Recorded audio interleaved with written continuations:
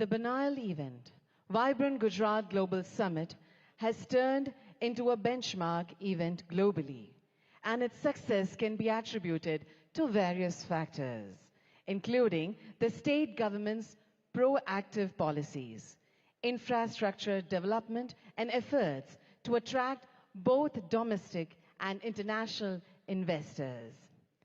Participating in this summit holds immense significance as it marks the pioneering event in the Amrit Kal. On this occasion, we also welcome the Honorable Governor of Gujarat, Shri Acharya Devratji, and Honorable Chief Minister of Gujarat, Shri Bhupendra Bhai Patel.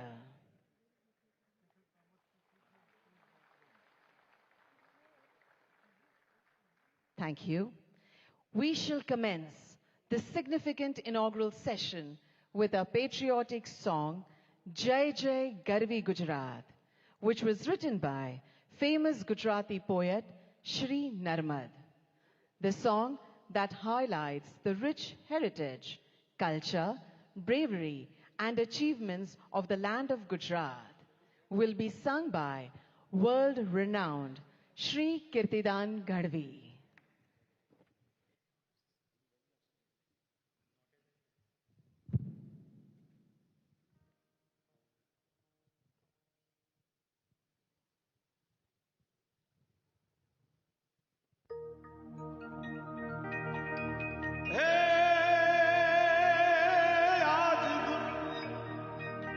गुजरातनी स्वर्ण भूमि पर उग्યું स्वर्ण प्रभात जय गुजरात जय गुजरात ए जय जय हो गर्वी गुजरात तने वंदन गुजरात तने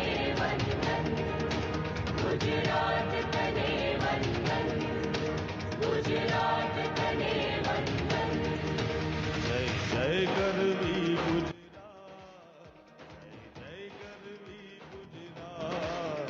दीपे अरुण पर भार जय जय गर्वी गुजरात जय जय गर्वी गुजरात जय जय गर्वी गुजरात दीपे अरुण पर भार जय जय गर्वी गुजरात वंदन वंदन वंदन वंदन गुजरात तने वंदन वंदन वंदन गुजरात तने वंदन प्रकाश ने जल कसुंबी प्रेम शौर्य अंकी तू भणव भणव निज संतति सौने प्रेम भक्ति नीरी ऊंची तुझ सुंदरता जय जय गर्वी गुजरात जय गर्वी गुजरात जय जय गर्वी गुजरात दीपे अरुण पर भार जय जय गर्वी गुजरात वंदन वंदन वंदन वंदन गुजरात तने वंदन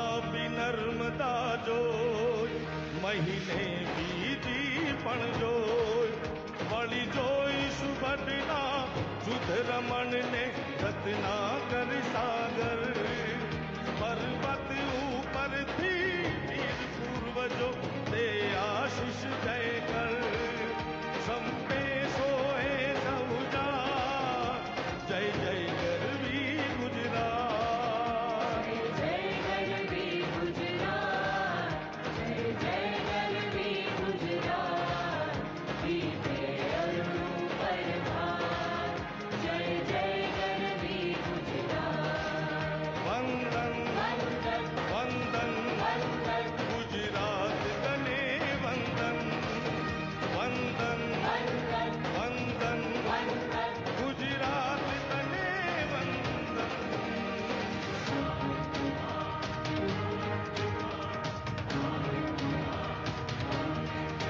ते अणहिलवाड़ नरम ते शीत राज जैसन ते रंग थकी पण अधिक सरस रंग थसे सपने मां शुभ शकुन दिशे मदान शोभ से प्रीति गई चेरा जन घूमे नर्मदा सा जय जय गरवी गुजरात जय जय गरवी गुजरात जय जय गरवी गुजरात दीपे अरुणों पर भार जय जय गरवी गुजरात जय गरवी गुजरात जय जय गरवी गुजरात बीते अरुणों पर भार जय जय गरवी गुजरात वंदन वंदन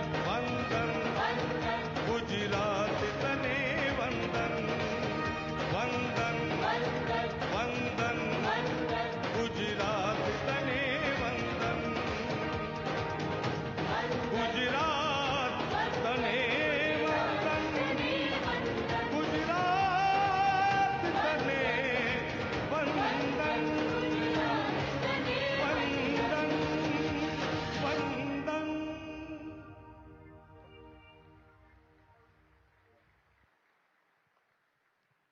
Thank you very much, artists, for the melodious presentation. Over the past 20 years, the Vibrant Gujarat Summit has achieved remarkable success in its development and growth initiatives, thereby transforming Gujarat into an economic powerhouse. Let's have a look at an audio-visual film narrating the success story, that is, Vibrant Gujarat Global Summit.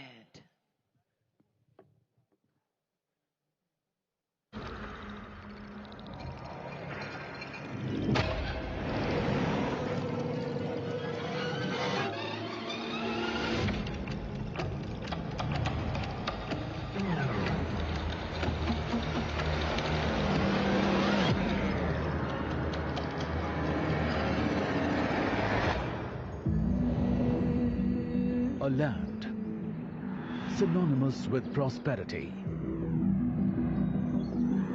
and growth, warmth and hospitality, innovation and enterprise par excellence.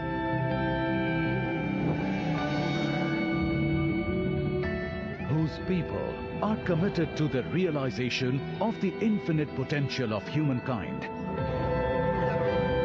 and wedded to the doctrine of Vasudhaiv Kutumbakam. One earth, one family, one future. A state blessed with the guidance of a visionary who is pioneering India's ascent as a Vishwamitra, a universal friend. Welcome to the 10th edition of Vibrant Gujarat Global Summit, distilled by 2 decades of exponential progress that catapulted the state as one of the world's most preferred investment destinations. Gujarat's GDP of $14 billion in 2002 grew to an estimated $282 billion in financial year 2022-23, nurtured by all-round excellence that catalyzed socio-economic growth with inclusivity and unbridled entrepreneurship, led India into Amrit Kaal.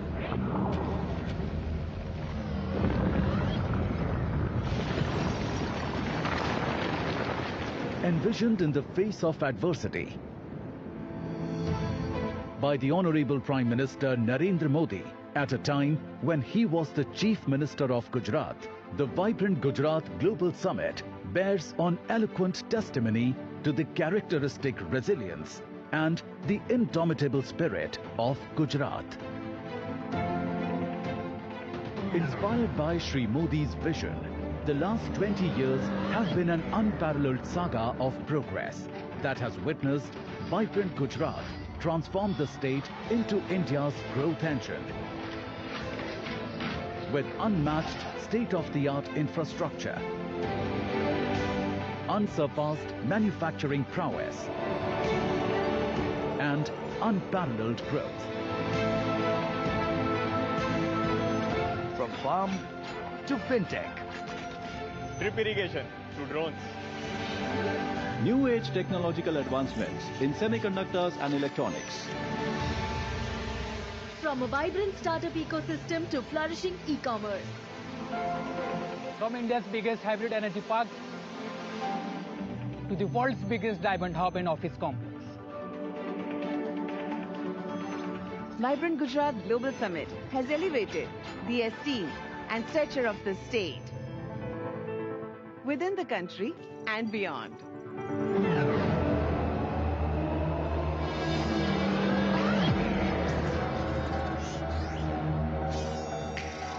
Gujarat is fully geared up to spearheading Industry 4.0, heralding the new industrial revolution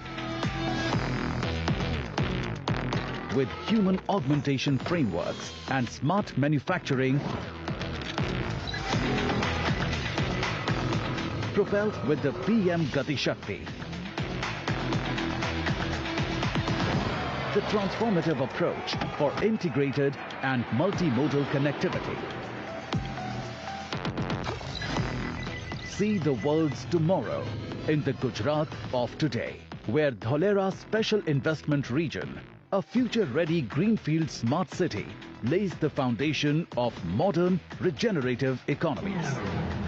India's first bullet train is being built to usher in a dynamic ecosystem by fostering innovation and adaptability.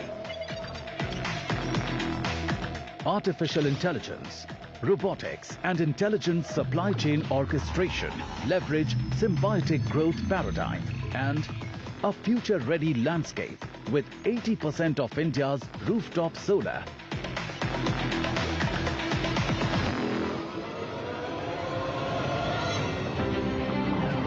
To cutting-edge lab-grown diamonds. Epitomize circular prosperity model for holistic sustainable development.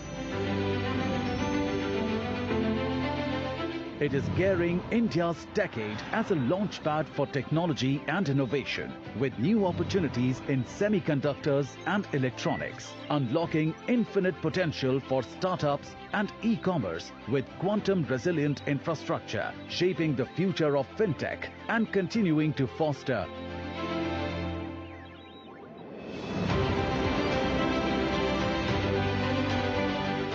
medium, small and micro enterprises with a special focus on enhancing ease of doing business, empowering of women entrepreneurs, and creating eco-innovation hubs. Abuzz with green infrastructure integration, Gujarat's commitment to harmonious urbanization is transforming every harbour into a gateway of prosperity. It is transitioning to still greater heights in sustainability with vast spaces of renewable energy, an exciting hub for green energy including green hydrogen, electrolyzers, renewables and EV manufacturing. Gujarat strides forward towards mitigating carbon footprint as a beacon for green solutions and net zero. पिछले 20 वर्षों से अगले 20 वर्ष ज्यादा महत्वपूर्ण है। जब vibrant Gujarat के 40 साल पूरे होंगे, यही समय है जब भारत को एक ऐसा रोड मैप बनाना होगा जो उसे 2047 तक एक विकसित और आत्मनिर्भर भारत, आत्मनिर्भर राष्ट्र के रूप में हम उसको दुनिया के सामने प्रस्थापित करें। मुझे विश्वास है आप सभी भी इसी दिशा में जरूर सोचेंगे, जरूर कदम उठाएंगे, जरूर आगे आएंगे। आज वाइब्रेंट गुजरात समिट विश्व के thought leaders, investors, policy makers के लिए नॉलेज शेयरिंग का ग्लोबल प्लेटफॉर्म बन गया है।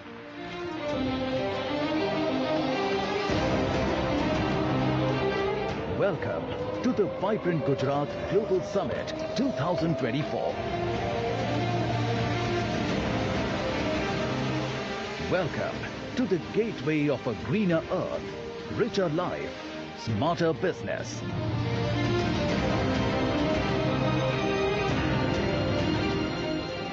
Welcome to Vibrant Gujarat 2024, the gateway to the future.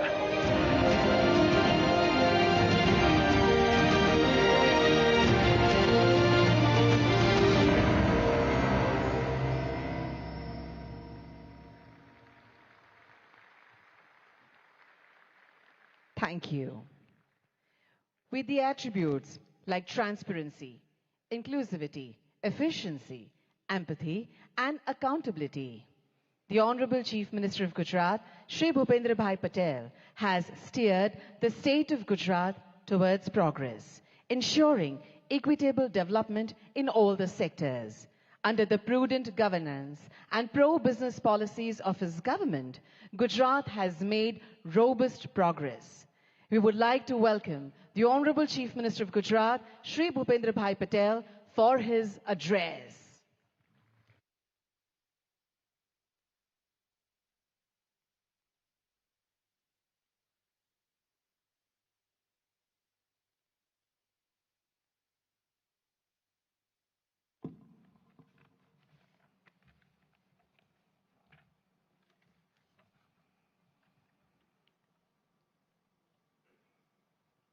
विश्व नेता और भारत के यशस्वी वड़ा प्रधान तथा वाइब्रेंट गुजरात ग्लोबल समिट के प्रणेता आदरणीय Shri Narendra Modi ji,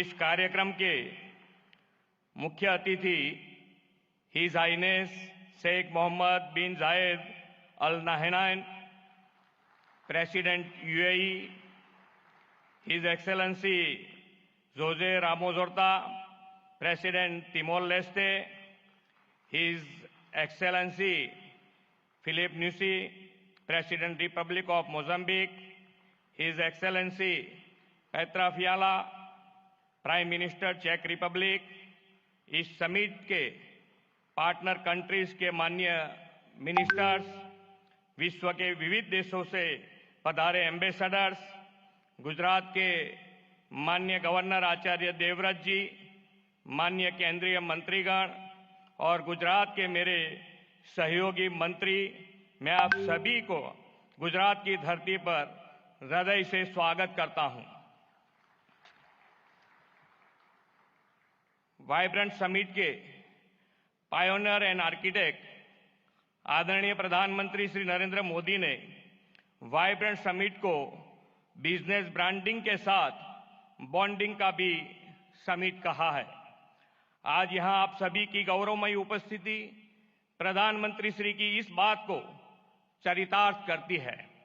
vibrant Gujarat global summit 2024 के खास बनाने वाले 34 पार्टनर कंट्रीज और 16 पार्टनर ऑर्गेनाइजेशन के प्रतिनिधियों का 130 से अधिक देशों के डेलीगेट्स का भी मैं सम्मान के साथ स्वागत करता हूं। Global industries and business community के चेयरपर्सन सीईओज तथा सीनियर रिप्रेजेंटेटिव्स का भी गुजरात की धरती में स्वागत है। भारतीय संस्कृति के वसुधैव कुटुंबकम, एक पृथ्वी एक परिवार एक भविष्य के विचार को प्रधानमंत्री श्री नरेंद्र भाई मोदी ने विश्व तक पहुंचाया है।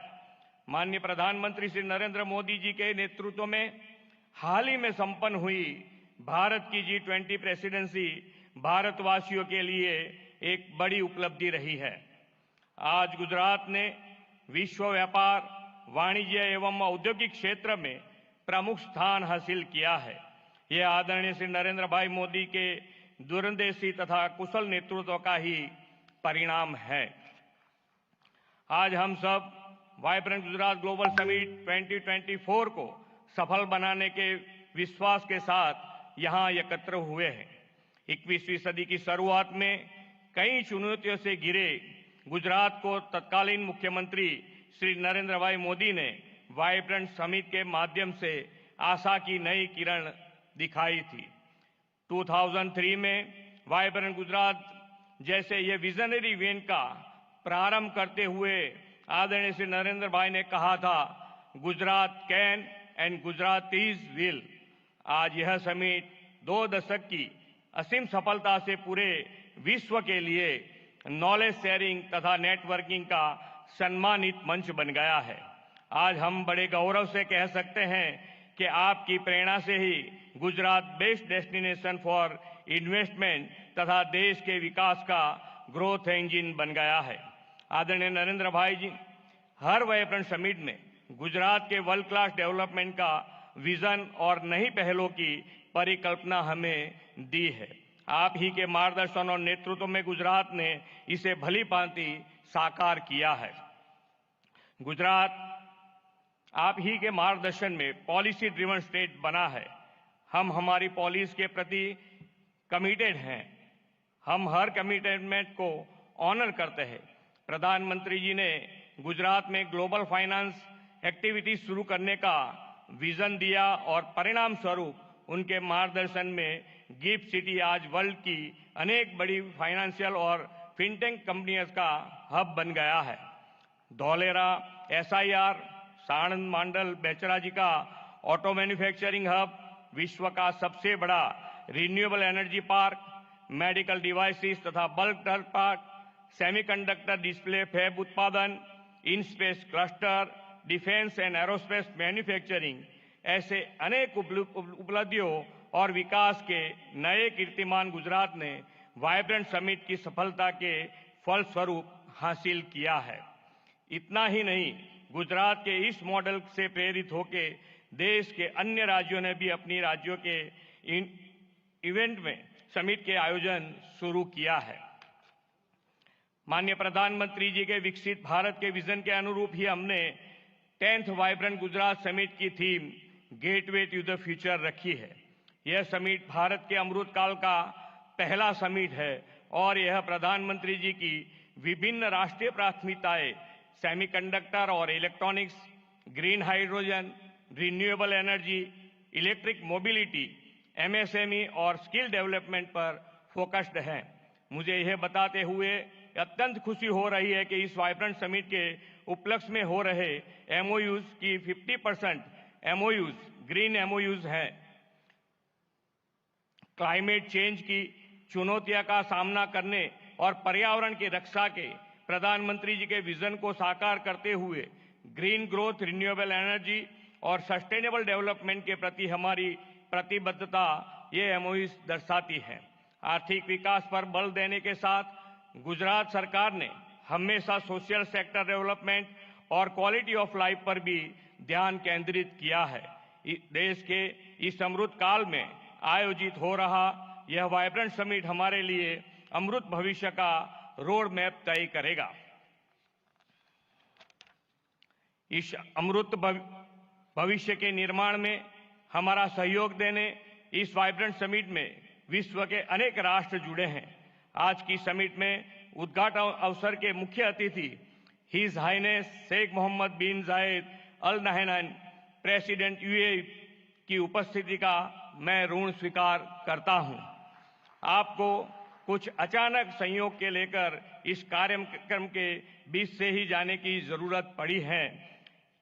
हिज हाइनेस, आप अपना अति व्यस्त अमूल्य समय निकालकर इस समिट के मुख्य अतिथि रूप में उपस्थित रहे, आपका फिर से एक बार धन्यवाद करना चाहूंगा। मैं प्रधानमंत्री जी को आश्वस्त करना चाहूंगा कि विकसित भारत 2047 को आपके विजन को पूरा करने में गुजरात ग्रोथ इंजन की भूमिका निभाएगा। फिर एक बार आप सभी महानुभावों का वाइब्रेंट गुजरात की वाइब्रेंट समिट में स्वागत है। धन्यवाद। भारत माता की जय। वंदे मातरम। जय जय Garvi Gujarat. Thank you very much, Honorable Chief Minister, sir, for your welcome address. As mentioned by our Honorable Chief Minister, sir, our chief guest, His Highness Sheikh Mohammed bin Zayed Al Nahyan, Honorable President of the United Arab Emirates and ruler of Abu Dhabi, has to leave due to a pressing commitment, but before that, he has graciously agreed to say a few words. We welcome you, sir.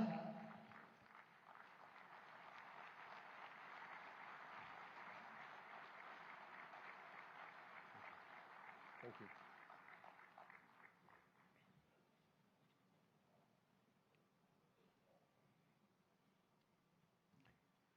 السلام عليكم. في البداية أشكر رئيس وزراء ولاية جوجرات على هذه الكلمة القيمة، كما أشكر صديقي وأخي العزيز رئيس الوزراء الهندي على دعوته الكريمة لحضور هذه القمة التي أسسها هو شخصيا عام 2003، وأصبحت منصة عالمية لتبادل الخبرات والمعلومات حول تطوير الاقتصاد والاستثمار. وأهنيكم دولة الرئيس بمناسبة مرور 20 عام على هذه الانطلاقة. سيدي، نحن سعداء جدا بالمشاركة مع أصدقائنا في الهند والعالم في هذه القمة لنبعث جميعا ما يسعد شعوبنا ويطور دولنا. كما أشكر المشاركين والمنظمين لهذه القمة، وأتمنى للجميع النجاح والتوفيق والخروج بنتائج تخدم التعاون والتنمية والازدهار للجميع. شكرا.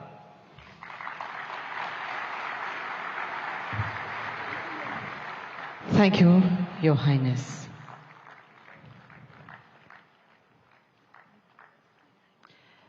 We profusely thank him for his words of appreciation.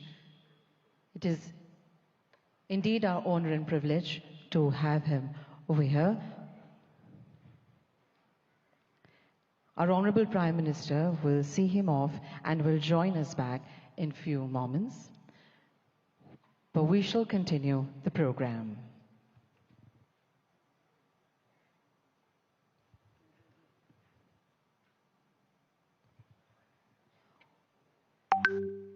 On this occasion, we have with us some eminent captains of industry. We would like to request them to address the gathering and share their insightful perspectives, enriching this prestigious summit with their profound knowledge and vision. We would like to invite Shri Lakshmi Mittal, Chairman, ArcelorMittal, for his address.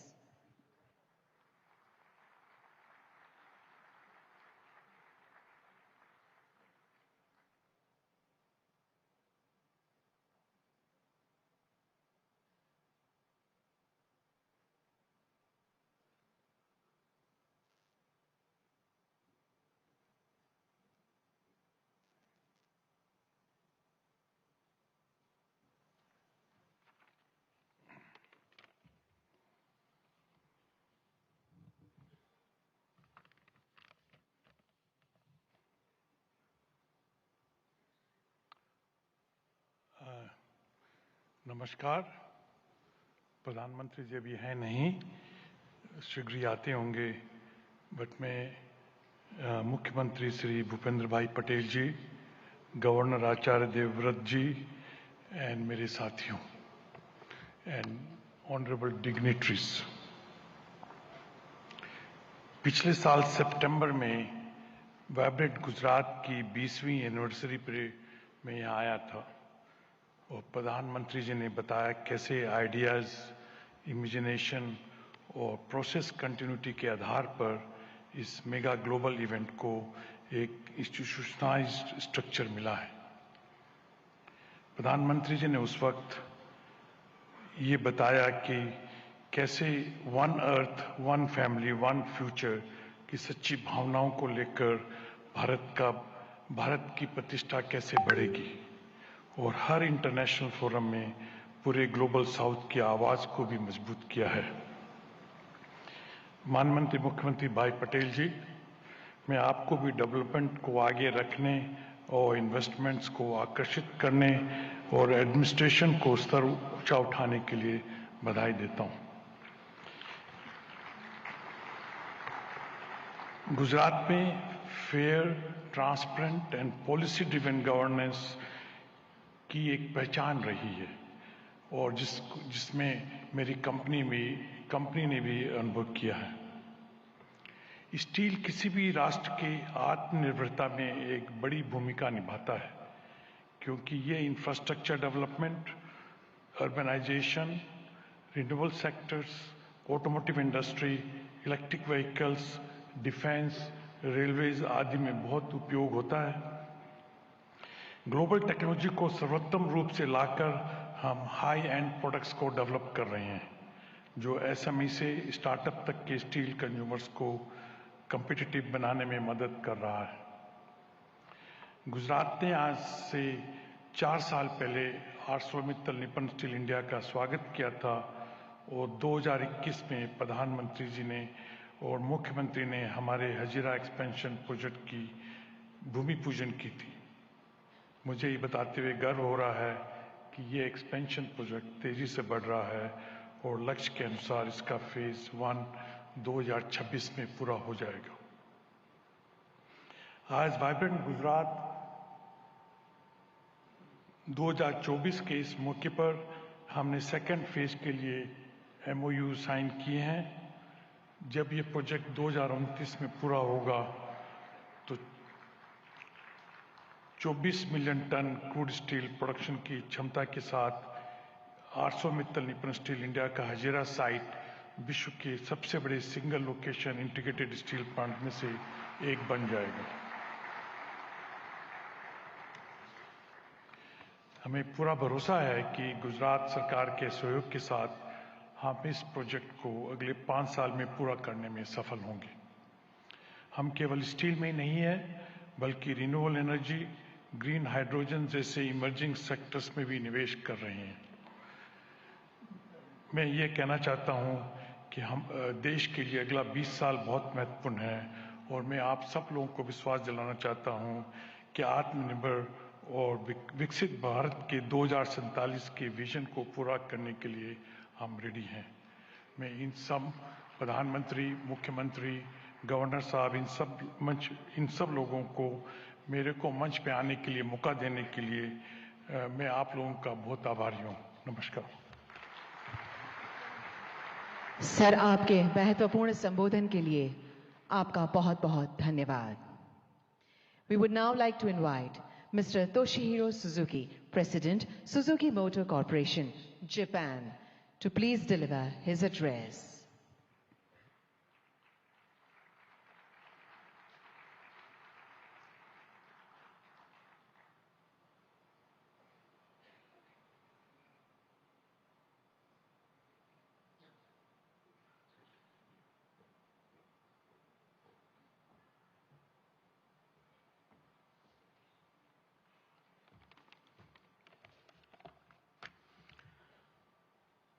Honorable Prime Minister, Mr. Narendra Modi, and all senior guests, good morning and namaskar. 。 Namaskar.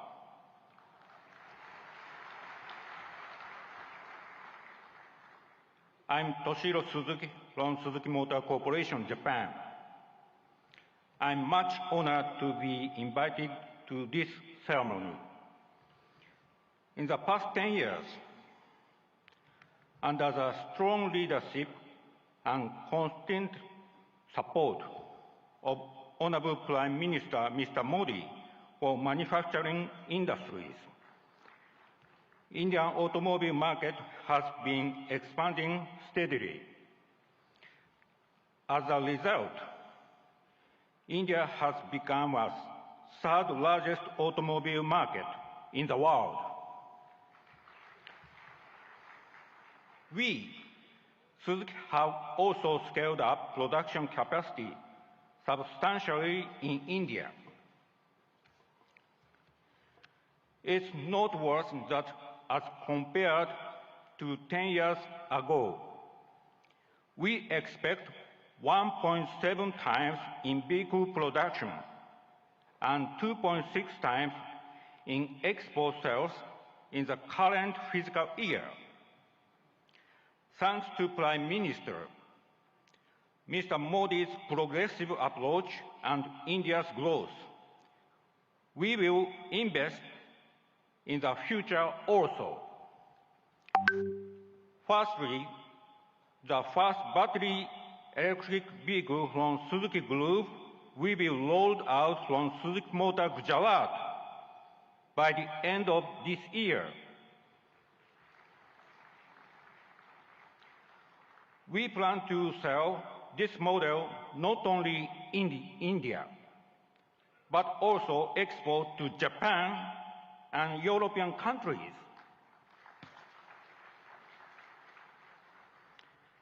Secondly, to expand our VEV production in future, Suzuki Group will invest 3,200 crore rupees in Suzuki Motor Gujarat to add a new fourth production line, which can produce 2.5 lakh units per year. This will increase the annual production capacity of Suzuki Motor Gujarat from the current 7.5 lakh to 1 million units. Thirdly, we will invest 35,000 crore rupees for the construction of a second car plant in Gujarat, which would produce another 1 million units per year. As a result, the annual production capacity in Gujarat will be 2 million units, namely 1 million units at SMG and 1 million units at the second new plant. Finally, as far as reduction of greenhouse gas emission is concerned, our effort will be through a multi-pathway approach. That means, in addition to vehicle electrification, we will offer multiple options, such as compressed natural gas, biogas, bioethanol, and green hydrogen. Taking advantage of India's animal wealth, we will start production of biogas from cow dung.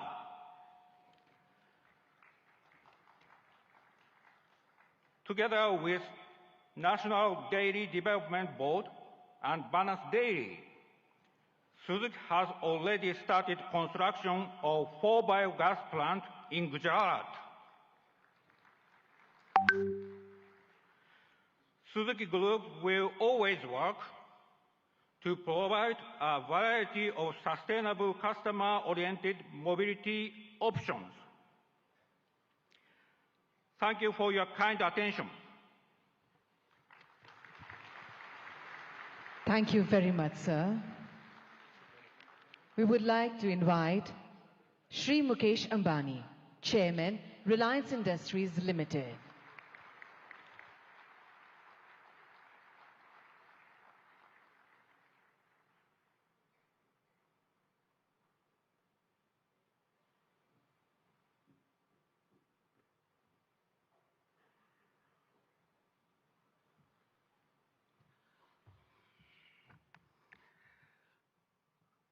Most respected Prime Minister Shri Narendra Bhai, Honorable Chief Minister Bhupendra Bhai Patel ji, distinguished guests and dignitaries from all over the world, ladies and gentlemen,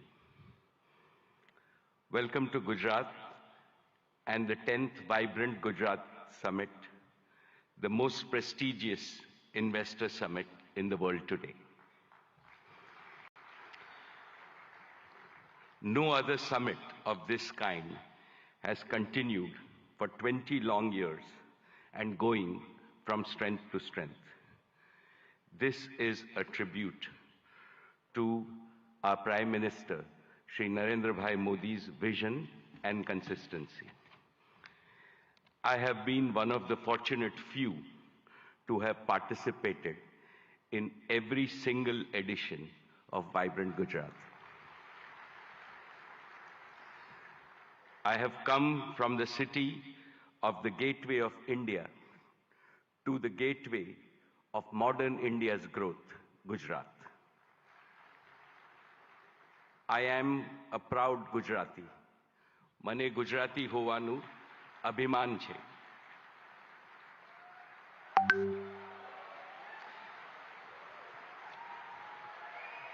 When foreigners think of new India, they think of a new Gujarat, Navu Gujarat. How did this transformation happen? Because of one leader, our beloved leader who has emerged as the greatest global leader of our times.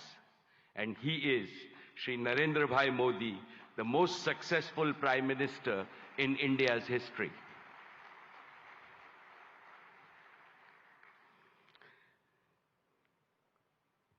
About Narendra Bhai, when you speak, the whole world not only listens but applauds you. My friends abroad ask me, what is the meaning of slogan that millions of Indians are chanting, that Modi hai to mumkin hai.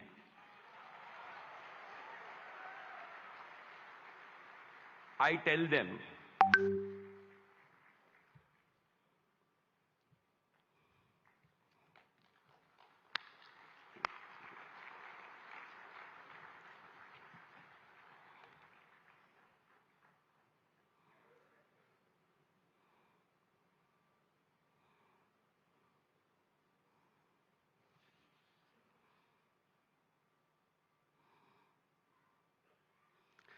most respected Shri Narendra Bhai Modi ji, when you speak, the whole world not only listens but applauds you.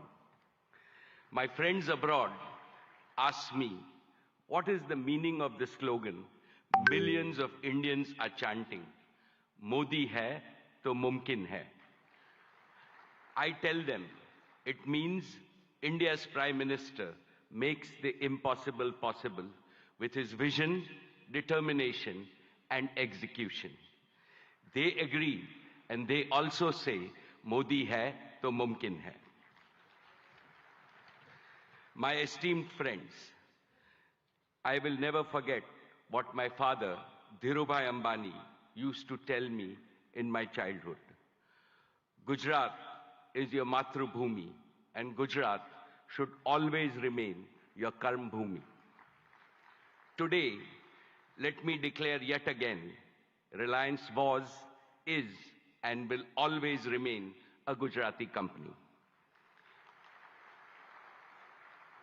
Each of Reliance's business is striving to fulfill the dreams of my 7 crore fellow Gujaratis.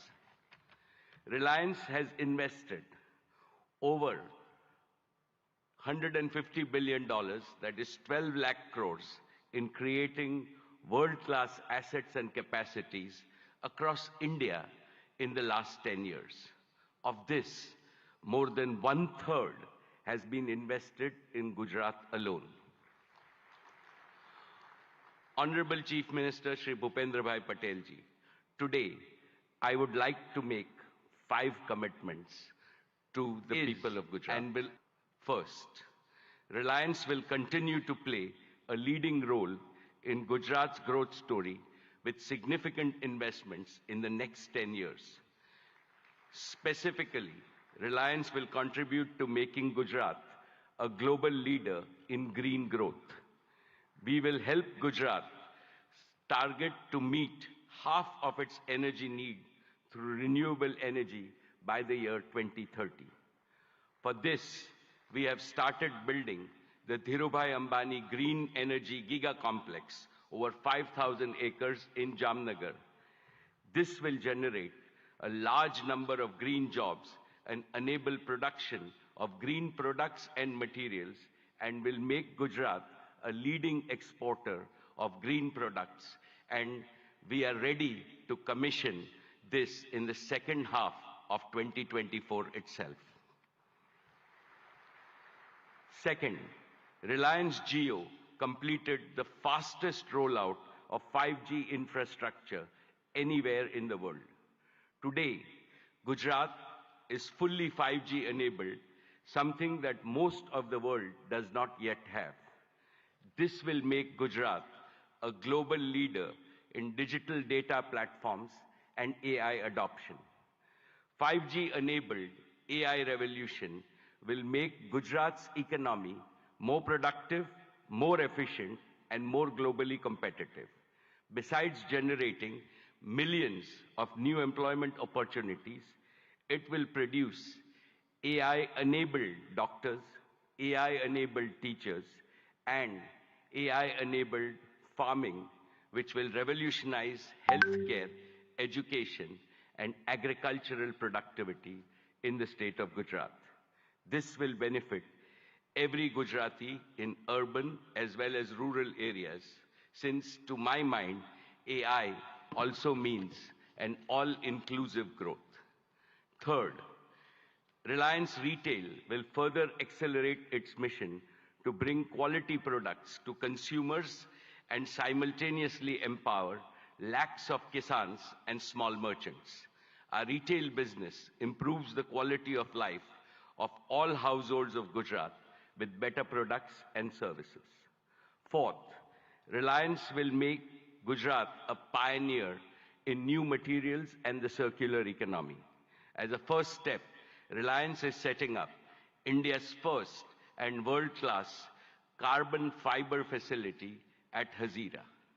And finally, fifth, Prime Minister Modi ji has announced that India will bid for 2036 Olympics. In preparation for that, Reliance and Reliance Foundation will join forces with several other partners in Gujarat to improve education, sports, and skills infrastructure that will nurture the champions of tomorrow in various Olympic sports.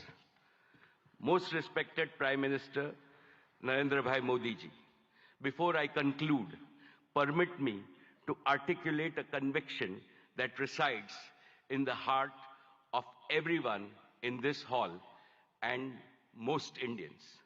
As Chief Minister of Gujarat, you used to say, Bharat ke vikas ke liye Gujarat ka vikas. And that is how you made Gujarat India's growth engine. Now, as Prime Minister of India, your mission is Dunya ke vikas ke liye Bharat ka vikas.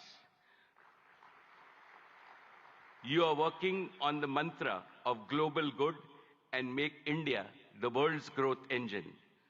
The story of your journey from Gujarat to the global stage in just 2 decades is nothing short of a modern epic. Today, and in today's India, is the best time for young people to enter the economy, to innovate, and to provide ease of living and ease of earning to hundreds of millions of people. The coming generations will indeed be thankful to Prime Minister Modi for being both a nationalist and an internationalist. You have laid a solid foundation for Viksit Bharat, India as a fully developed nation in Amrit Kal. No power on earth can stop India from becoming a $35 trillion economy by 2047. And as I see, Gujarat alone will become a $3 trillion economy. Therefore, I am confident, every Gujarati is confident, and every Indian is confident that the Modi era will take India to new summits of prosperity, progress, and glory. Thank you very much, sir. Jai Gujarat, Jai Jai Garvi Gujarat, Jai Hind. Thank you very much, sir. We would now like to invite Mr. Sanjay Mehrotra, CEO of Micron Technologies USA, to deliver his address.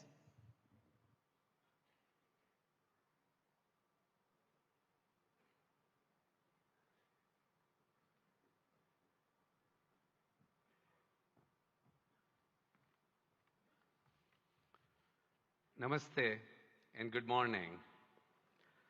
I would like to open by thanking Prime Minister Modi ji. Your vision to make India a global hub for semiconductors will be a huge economic driver for India's future as India marches toward becoming the third largest global economy.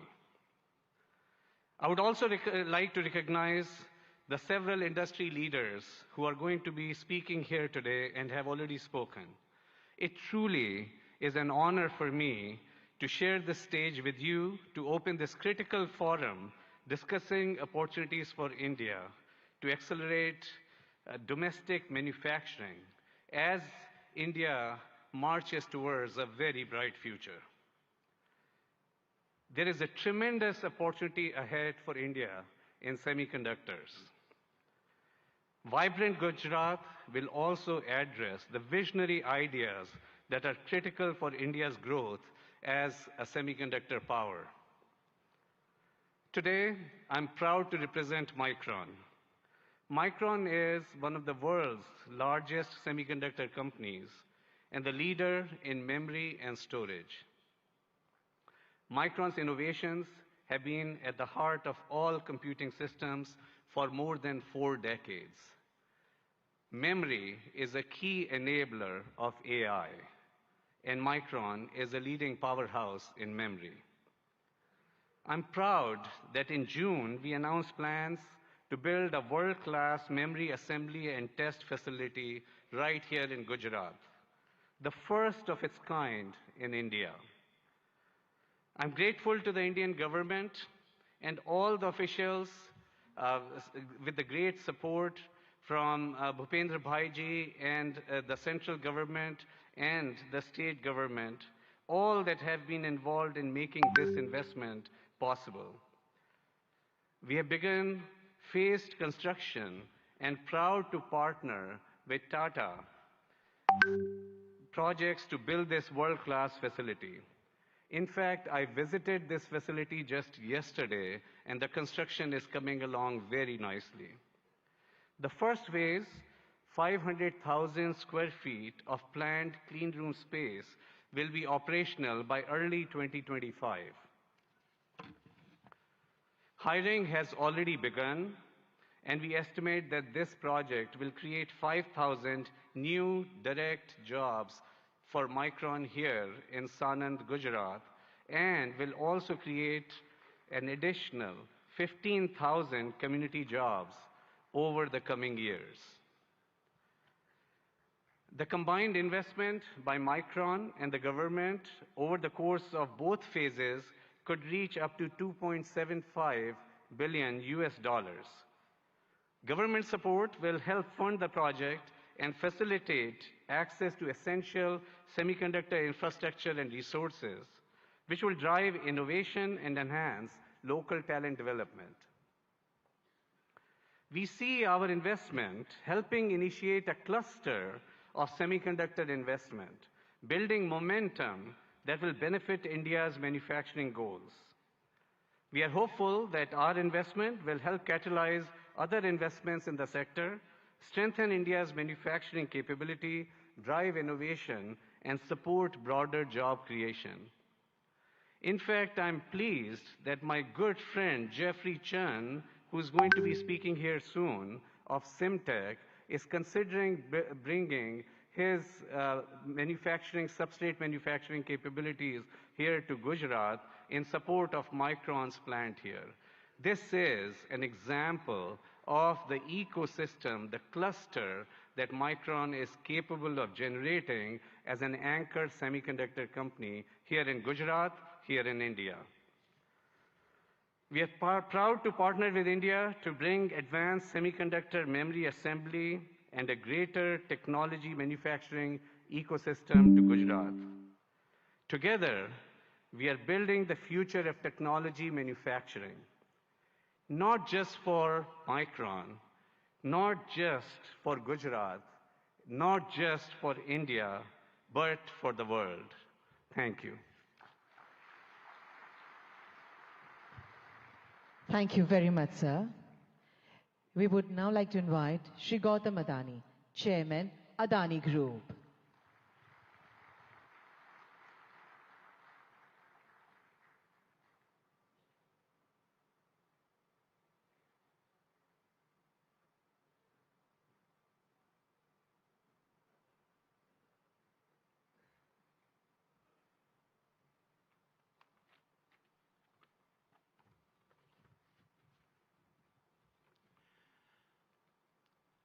Honorable Prime Minister, Shri Narendra Modi, distinguished heads of government of our partner countries, His Excellency Governor of Gujarat, Honorable Chief Minister, Shri Bhupendra Patel, distinguished ministers, captains of industries, and my dear friends. Good morning. It is a privilege to address the 10th Vibrant Gujarat Summit. I take immense pride in having been a part of every one of these summits. Honorable Prime Minister, Vibrant Gujarat is a stunning manifestation of your extraordinary vision. It has all your hallmark signatures, merging grand ambition, massive scale, meticulous governance, and a flawless executions. It ignited a nationwide movement as all our states march forward, competing and cooperating to fundamentally remodel India's industrial landscape. The statistics of the past decade are remarkable. Since 2014, India's GDP has grown by 185% and per capita income by a stunning 165%. This achievement is unparalleled, especially considering this decade's geopolitical conflicts and a pandemic challenges.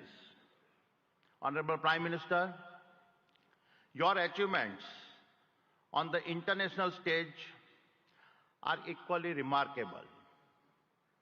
You have taken us from a country seeking a voice on a global platforms to a nation that now creates the global platforms. The Solar Alliance platform, an initiative you conceptualized, and your leadership at the G20 platform set a benchmark for a more inclusive world order. Adding the Global South to the G20 is a defining moment in our modern history. Honorable Prime Minister, you don't just predict the future, you shape it. You have reoriented India to become the world's fastest growing nation and position her as the global social champion driven by the two philosophies of Vasudev Kutumbakam and a Vishwaguru. And the best is yet to come. With your foresight in harnessing India's youth to build a Viksit Bharat and make India a fully developed nation by 2047, you have ensured that the India of today is poised to shape the global future of tomorrow. Honorable Chief Minister, at the previous summit, I announced our investment of over rupees 55,000 crores by 2025. We have already surpassed rupees 50,000 crore across the various sectors I had promised and have vastly exceeded our target of 25,000 direct and indirect jobs. Today, I commit to further investments. We are constructing the world's largest green energy park in Khavda district, Kutch, generating 30 gigawatt of our renewable energy over 725 square kilometers, even visible, is from space. We are expanding the green supply chain for an Atmanirbhar Bharat and creating the largest integrated renewable energy ecosystems. This includes solar panels, wind turbines, hydrogen electrolyzers, green ammonia, PVC, and expansion in copper and cement projects. Over the next 5 years, the Adani Group will invest over rupees 2 lakhs crore in Gujarat, thereby creating over 100,000 direct and indirect jobs. I am grateful for your support. It is my commitment that I will do my part to contribute to a Viksit Gujarat. Thank you. Jai Jai Garvi Gujarat. Jai Hind. Thank you very much, sir. We would now like to invite Mr. Jeffrey Chun, Global CEO, Simtech, South Korea.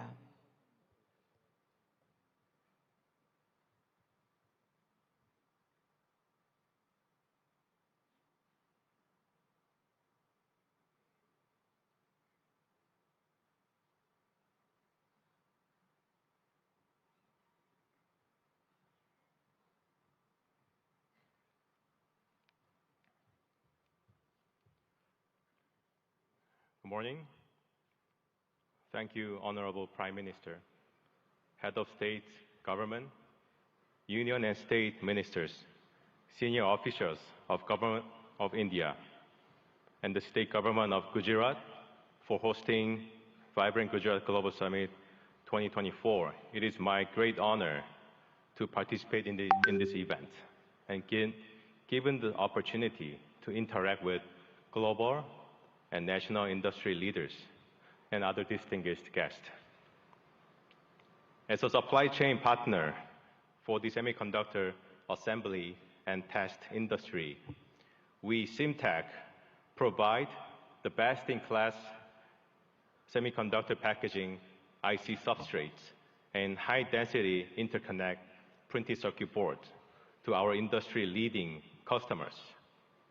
We are very excited to share our own angle to the India project as a co-location investment. Following our major customer, Micron's project in the state of Gujarat. I would like to emphasize that this is not our first time supporting our key customers' supply chain network with co-location investment. We have already done our project with Micron in China more than 10 years ago. We have recently executed another project in Malaysia together. Through these projects, we have proven to the market that co-location investment really boosted the growth of a semiconductor ecosystem in the region.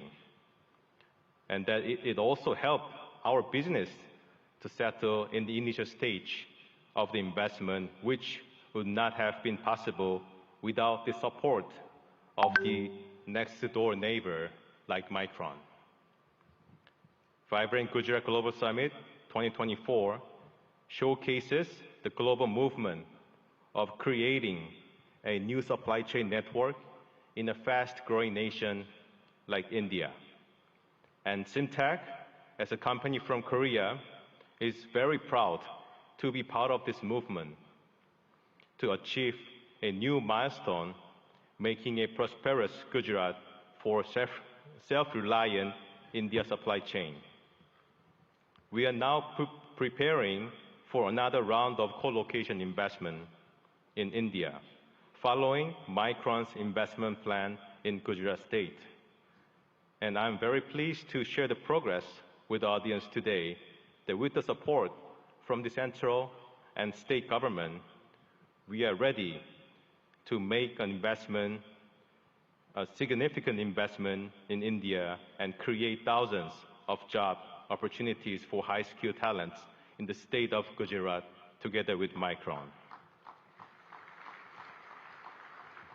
And most of all, elevating the India's PCB and IC packaging substrate industry to another level to make India's presence in the semiconductor supply chain network much stronger. We really look forward to further supporting our customers' supply chain, both in India and globally.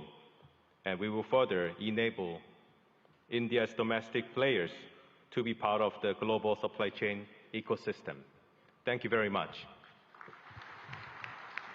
Thank you very much, sir. We now invite Shri N. Chandrasekharan, Chairman, Tata Sons Limited, for his address.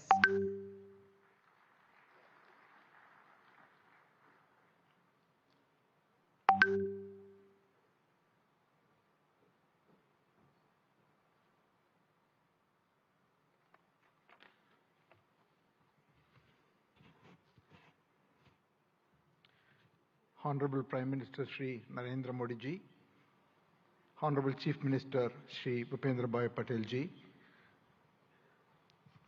Governor of Gujarat, distinguished heads of states, ministers, ladies and gentlemen. It's truly a great privilege and honor to attend and share a few thoughts on the 10th edition of Vibrant Gujarat Global Summit. The steady and spectacular progress of Gujarat consistently over such a long period of time clearly demonstrates the visionary leadership and the mindset of our Honorable Prime Minister Narendra Modi ji. Thank you, sir, for your leadership to Gujarat and to the whole country and to all of us. The impact of economic development has also resulted in tremendous social development. Gujarat clearly has established itself as the gateway to the future. For the Tata Group, Gujarat is a very special place. The Tata Group's origins started in Navsari, the birthplace of our founder Jamshedji Tata. The Tata Group started its presence here in 1939 with Tata Chemicals, 85 years ago. Today, 21 of our Tata Group companies have a very strong presence, from Tata Power, Tata Motors, Tata Consultancy, our defense company Advanced Systems, Hotel, Tata Steel, and all our retail companies, and Air India, and many other companies. The group employs over 50,000 people in the state of Gujarat. Recently, we have made significant commitments to expand our presence in the state of Gujarat. Sanand is becoming home for all our electric vehicles technology. We expanded the footprint in Sanand with additional capacity so that we can meet the growing demands of the electric vehicles.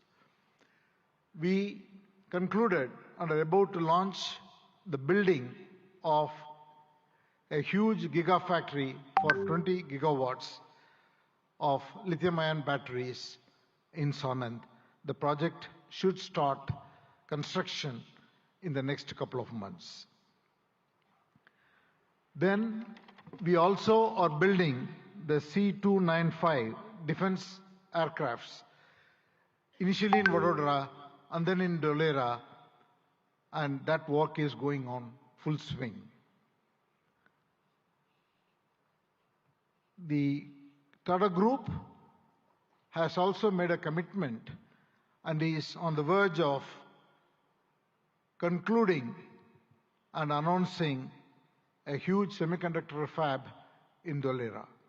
And we are about to complete these negotiations and start in 2024. In addition to that, the Tata Group is also building, in partnership with the Government of India and Gujarat government, an Indian Institute of Skills Institute, which will be constructed over 3.2 lakh square feet and should be fully operational and will train more than 25,000 professionals every year, primarily in advanced manufacturing, electric vehicles, advanced electronics, and then hospitality. And the project's first phase will be launched in March 2024. In all, we see Gujarat as a very, very important destination, not only for business growth, but for the future advanced technology industries that India is looking to grow at. With all this, Gujarat is one of the most important destinations for the Tata Group, and we hope to play a very important role in the future of the economic development of this state. Thank you once again, Honorable Chief Minister, for inviting me, and thank you, Prime Minister, for your leadership. Thank you very much, sir. We now invite Mr. Sultan Ahmed bin Sulayem, Chairman, DP World, UAE, for his address.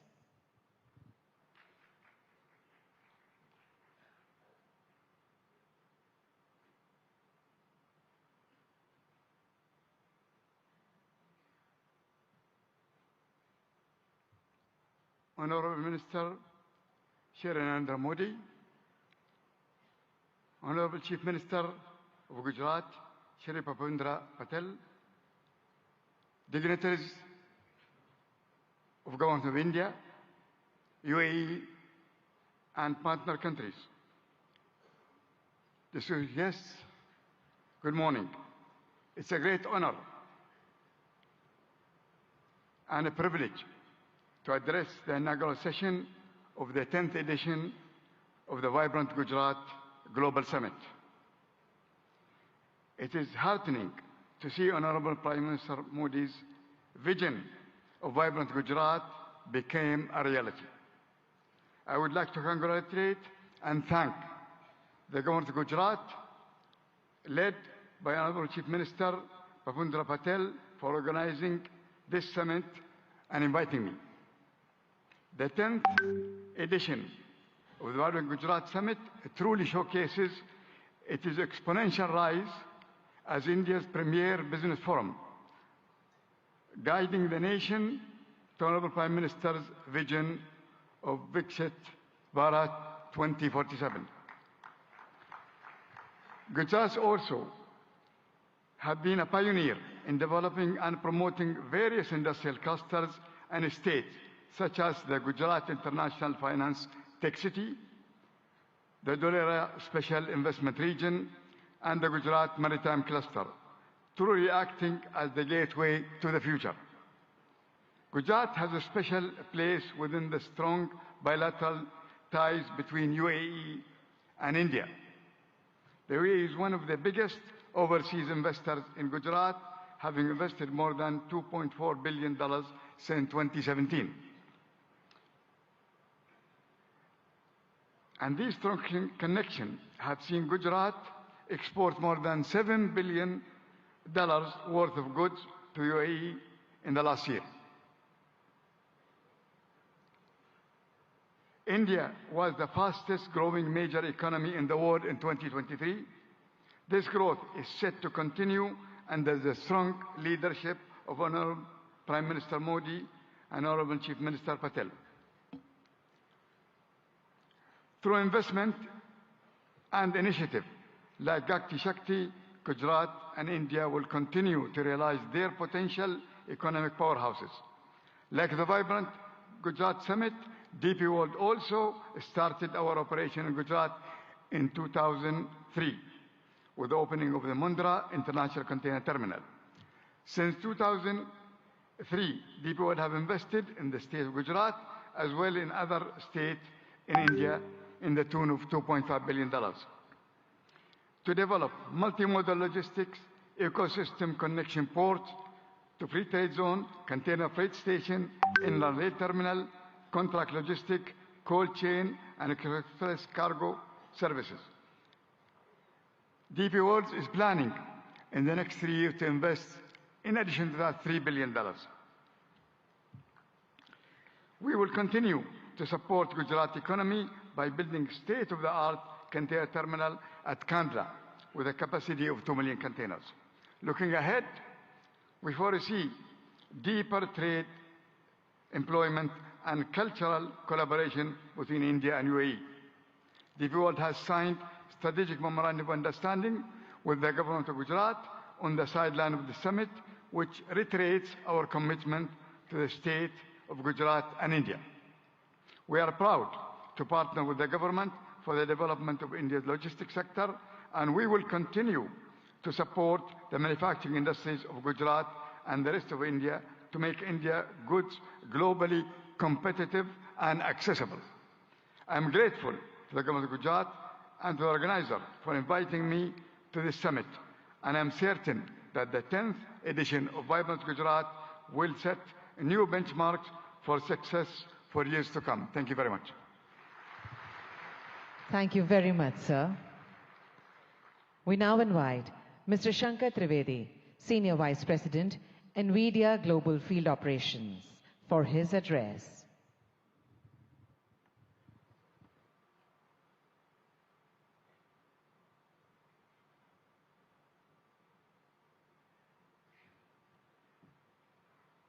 Namaste.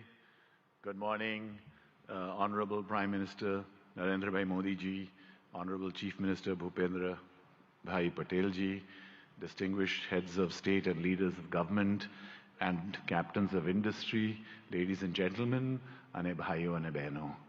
It's such a pleasure and honor to be part of so many giant captains of industry here as a humble Ahmedabadi boy who started many years ago, went to IIT Delhi, and now I have the privilege of representing NVIDIA at this summit.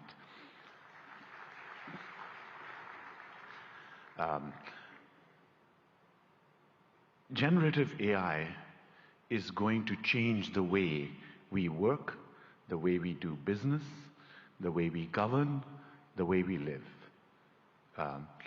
Just like the internet starting 30 years ago and the mobile revolution starting 25 years ago, the generative AI revolution will also do the same. Generative AI is going to affect all of you. More than 5 years ago, Prime Minister Narendra Bhai Modi ji invited my CEO Jensen Huang to deliver a lecture to all of the heads of Indian governments in the Vigyan Bhavan. It is the first time that a global leader actually talked about implementing of AI. Thanks to the leadership of Prime Minister Modi ji, It has been a catalyst to accelerate the adoption of generative AI in India and also here in Gujarat. Today, I want to give you 3 specific things that NVIDIA has actioned over the last few months. Number 1, skills development. We have created digital content that can be delivered online and in person to hundreds of thousands of students, developers, researchers, and technical institutions. We are already rolling out this curriculum content on generative AI to all of our business partners here in India, especially the global systems integrators. We are now most willing and keen and eager to partner with universities and technical institutions here in Gujarat and elsewhere in India to deliver this compelling content to the hundreds and thousands of developers in India. India has scale, India has talent, India has amazing data, India has a unique culture. Sovereign generative AI requires scalable AI data center infrastructure, hardware and software in order to be successful. So secondly, I'm delighted to tell you that we are partnering with all of India's leading business groups, the Tatas, Reliance Group, and many others, to set up state-of-the-art AI data center facilities and provision them here in India. Specifically today, I'm very happy to inform you that our partner Yotta is setting up a state-of-the-art AI data center here in Gift City, and it will be available and go live before the end of March. Thank you, sir. And thirdly, we are very strong supporters of Make in India. Make in India for India and Make in India for the world. Our partners such as NetWeb and others, Eviden, Atos, are actually already making state-of-the-art AI hardware for consumption here in India and elsewhere in the world. And we are working strongly with partners both in the upstream semiconductor and ecosystems such as Sanjay and his company at Micron and other semiconductor ecosystem partners, as well as downstream partners such as our system OEMs, our ODMs, our contract manufacturers, and other data center providers to establish a very strong AI electronics ecosystem in India, which can service not just here in India and Gujarat, but also the global economy. Thank you again, sir, and it's a pleasure and privilege to be here. Jai Hind, Jai Garvi Gujarat, and of course, God bless America too. Thank you. Thank you very much, sir. We now invite Mr. Nikhil Kamath, co-founder and CFO, Zerodha.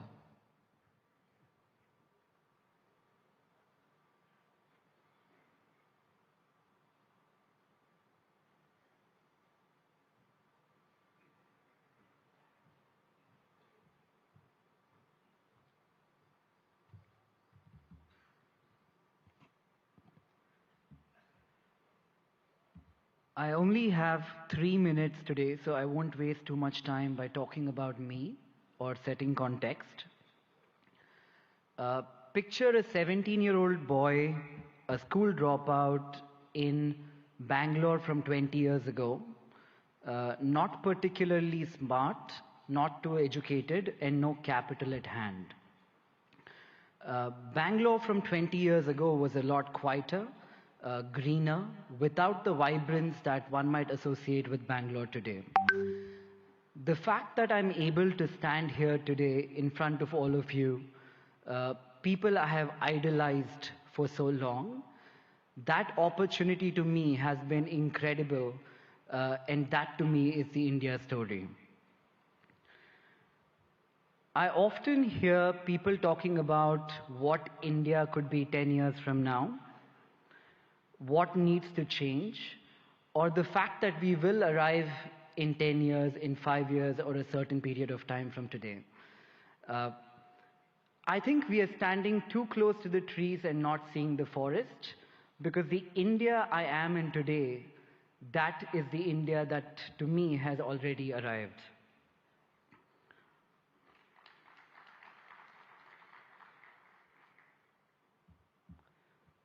The opportunities the country threw to a 17-year-old boy, again with no education, no capital, or exceptionally smart, this, in my view, has not happened forever.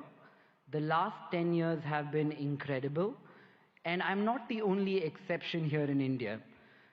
There are many other exceptions like me. We all hang out. We call this the startup ecosystem of India.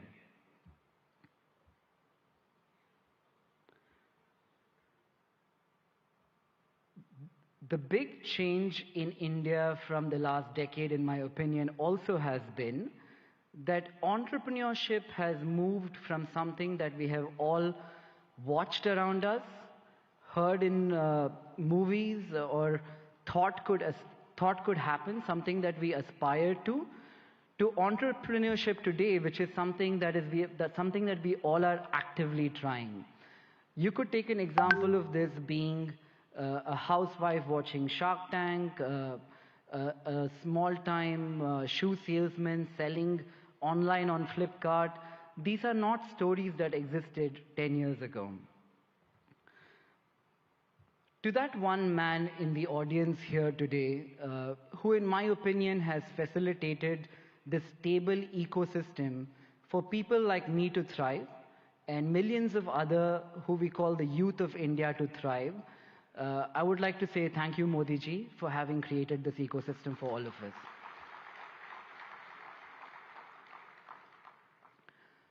Growing up, I used to talk to people, that one relative in my family who went abroad, studied and did very well.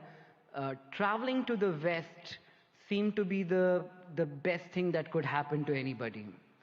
Today, when I talk to Indians in the West who have done very well, the only thing I hear from them, it's a very young word, I call it FOMO, the fear of missing out. They're talking about India as the story that they fear missing out today. That change which has happened in the last 10 years is so evident to see that it makes me feel proud, it makes me feel like I'm in the right place at the right time, and that place today is India.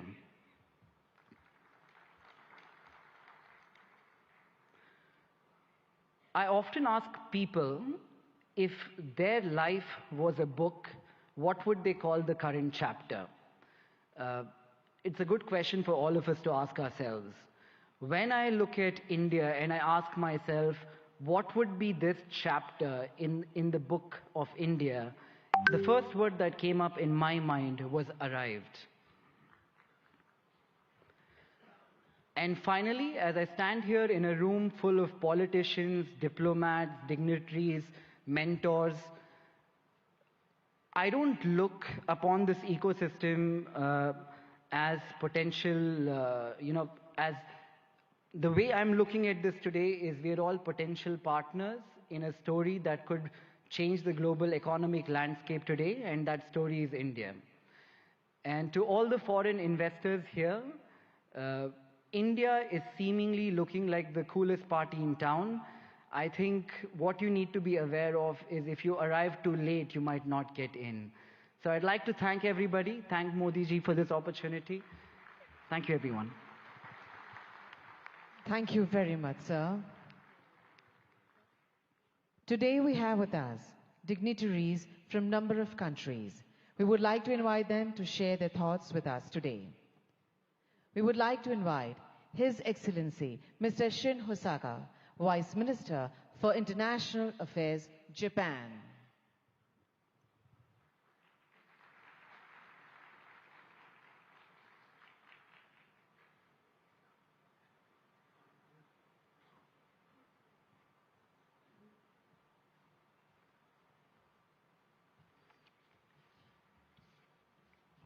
Namaskar. Good morning. Honorable Prime Minister Narendra Modi, Honorable Chief Minister of Gujarat, Bhupendra Patel, distinguished guests, all the delegates in attendance, my name is Shin Hosaka, Vice Minister for International Affairs of the Ministry of Economy, Trade and Industry of Japan, or METI for short. First of all, on behalf of the Japanese government, I'd like to express our gratitude to Prime Minister Modi for the letter to our Prime Minister Kishida expressing his condolences regarding the large earthquake January 1st in the Noto region in Japan. Thank you very much. Well, thank you for graciously inviting me to Vibrant Gujarat 2024. It's a great honor to have a speech in this Sunday event.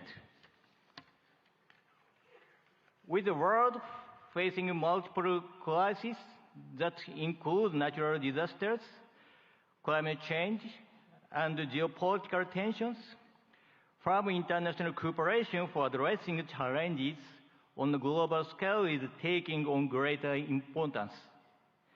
I wish to express my admiration for the formidable leadership of Prime Minister Modi, who despite such difficult circumstances has successfully upheld India's great responsibility of the G20 presidency and continued to tackle the promotion of economic cooperation among the global South nations and the resolution of other challenges on the worldwide scale. India and Japan are special strategic global partners bound by the universal values of freedom, democracy, human rights, and rule of law that we have shared over our long history of exchange. Being that we are at such global turning point, I firmly feel that more than ever, the strengthening of relations between India and Japan in the economic sector is imperative for the sake of carving out a sustainable, peaceful future.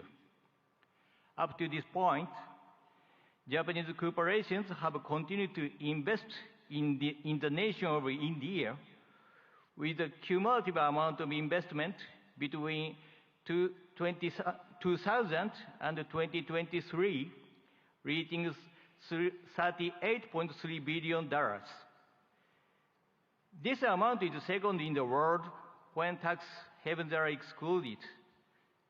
The number of Japanese corporations that have entered into the Indian market and the number of their bases of operations that have respectively reached 1,400 and 4,800. Over time, these corporations have kept on contributing to the further development of India's manufacturing sector, particularly the automotive field. In the state of Gujarat, a manufacturing industry ecosystem centered on the 4- and 2-wheeled vehicle sectors have been intensively built there.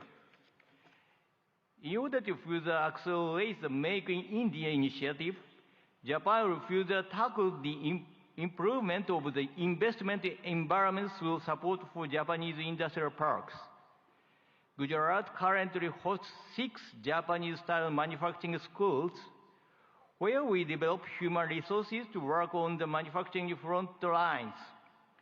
We intend to continue lending our cooperation in this field going forward. Initiatives by Japanese corporations are also extremely active. To give an example, Suzuki has already produced 750,000 vehicles at its Gujarat-based factory that it sells all over the world, not just in India. Moreover, the company has also adopted a plan to export electric vehicles produced in Gujarat to Japan and Europe in 2025 and beyond. I feel deep gratitude towards the Indian Gujarat governments for their cooperation for so long. Last July, we announced the Japan-India Industrial Co-Creation Initiatives in order to go beyond cooperation in the automotive industry and other existing industry domains to create industries in the name of further developing relations between our respective nations as we move forward. In the semiconductor, hydrogen green, and digital domains in particular, METE is carrying out preparation to proactively assist with business development in India. For cooperation surrounding semiconductors, in July 2023, we executed the Japan-India Semiconductor Supply Chain Partnership and launched a policy dialogue. Last November, we promptly held our first meeting of that partnership, which had over 100 individuals representing Japanese semiconductor-related enterprises in attendance. This time, as well, we carefully selected some semiconductor corporations with considerable potential to contribute to India and asked them to accompany us here. We hope to go beyond contribution to the establishment of semiconductor ecosystem in India in the form of developing semiconductor manufacturing environment, improving the logistic environment, and developing semiconductor human capital. For the hydrogen domains as well, we are providing support for attracting Japanese cooperation to India and lowering the initial risk associated with the start of operations in order to accelerate cooperation with the nation. In fact, world-leading equipment such as water electricity systems and ammonia mixed combustion burners is in the process of being introduced in India. In addition, METE will enact budgetary measures of $200 million for the purpose of accelerating economic cooperation with India. Our hope is to develop concrete projects through these funds towards the future.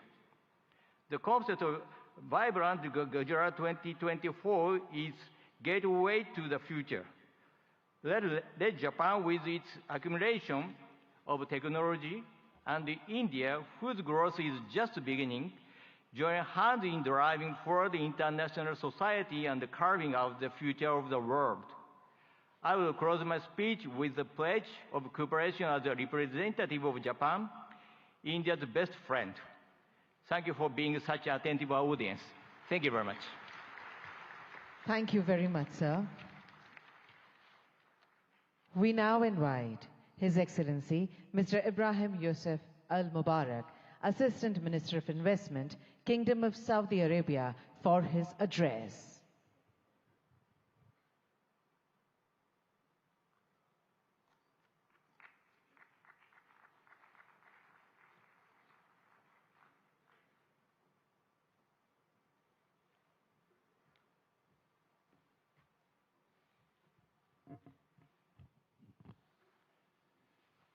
الحمد لله والصلاة والسلام على رسول الله. دولة رئيس الوزراء ناريندرا مودي، معالي رئيس الوزراء باتيل رئيس وزراء ولاية جوجرات، أصحاب الفخامة والسمو والمعالي الحضور الكرام، السلام عليكم ورحمة الله وبركاته. نامستي.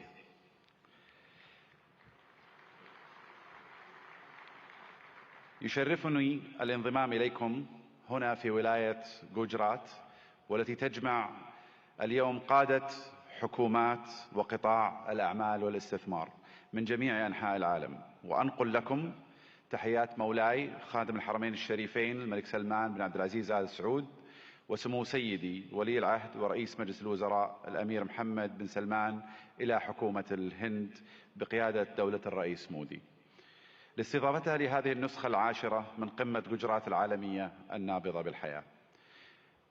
اسمحوا لنا بداية أن نشيد برحلة الهند الاقتصادية المبهرة، والتي وصلت بالهند إلى المرتبة الخامسة على مستوى العالم من حيث الاقتصاد والاستثمار الأجنبي المباشر. كما نهنئكم على رئاستكم الناجحة لمجموعة ال20 كصوت للاقتصادات الناشئة، وهو مما يهمنا بالتأكيد كعضو في مجموعة ال20، إضافة إلى أننا نفخر بانضمامنا إلى البريكس في هذا العام. منذ أن انطلقت رؤية المملكة 2030 قبل ما يقارب 8 سنوات، ارتفع ناتجنا المحلي بنسبة 66%، وتضاعف استثمارنا الأجنبي المباشر 4 مرات، ونحن على بعد نقطة واحدة فقط من هدفنا المتمثل أن تصبح المملكة العربية السعودية أحد أكبر 15 اقتصادا في العالم بنهاية هذا العقد بإذن الله. إن مكانة المملكة كشريك استثماري في البنى التحتية التقليدية والطاقة في القرن العشرين تتجاوز ذلك، لتشمل القطاعات الصناعية والخدمية في القرن ال21 مثل السياحة والثقافة والنقل والطاقة المتجددة وتقنية المعلومات والاتصالات والمدن والمصانع الذكية، بالإضافة إلى البناء والنفط والغاز.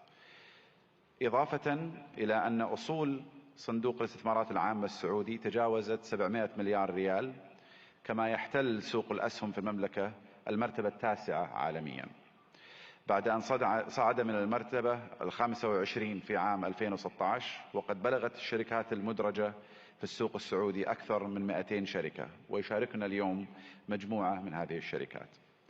إن مشاريع المملكة تعد فريدة من نوعها من حيث النطاق والطموح، لأنها تمثل بعضا من أكبر المشاريع المستقلة على مستوى العالم، وتوفر للمستثمرين فرصة استثنائية لإعادة تعريف الصناعات والحصول على حصة في السوق، ومنها نيوم، مشروع البحر الأحمر، القدية والعلا، ومشروع بوابة الدرعية وغيرها من المشاريع.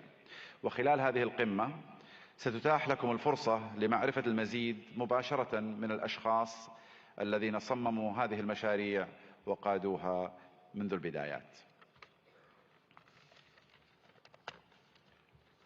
أصحاب الفخامة والسمو والمعالي الحضور الكريم، إن المملكة العربية السعودية لا تشترك مع الهند في المصالح الاستراتيجية فحسب، بل تشتركان أيضا في طموحات مماثلة تشمل التحول الرقمي والابتكار والدفاع والفضاء. كما تفخر المملكة بكونها جزءا من الاتفاقية التاريخية والتي تم الإعلان عنها على هامش قمة مجموعة ال20 المثمرة التي عقدتها الهند في سبتمبر الماضي، وهي اتفاقية إنشاء ممر اقتصادي يربط الهند والشرق الأوسط وأوروبا بالسكك الحديدية وخطوط الموانئ وخطوط الأنابيب، كذلك مثل كابلات البيانات والهيدروجين والكهرباء، مما سيعزز بإذن الله سلاسل الإمداد والتوريد في جميع أنحاء العالم، مع خلق فرص استثمارية غير مسبوقة في المملكة والهند والدول الشريكة الأخرى. في الختام أشكر مضيفين الكرام جميعا على استضافتنا، ونسأل الله لهذه القمة التوفيق والنجاح، وأشكركم جميعا على اهتمامكم وحسن الاستماع. شكرا جزيلا، والسلام عليكم ورحمة الله وبركاته. Thank you very much, sir. We now invite Lord Tariq Ahmed, Minister of State, Middle East, North Africa, South Asia, United Nations and the Commonwealth, UK, for his address.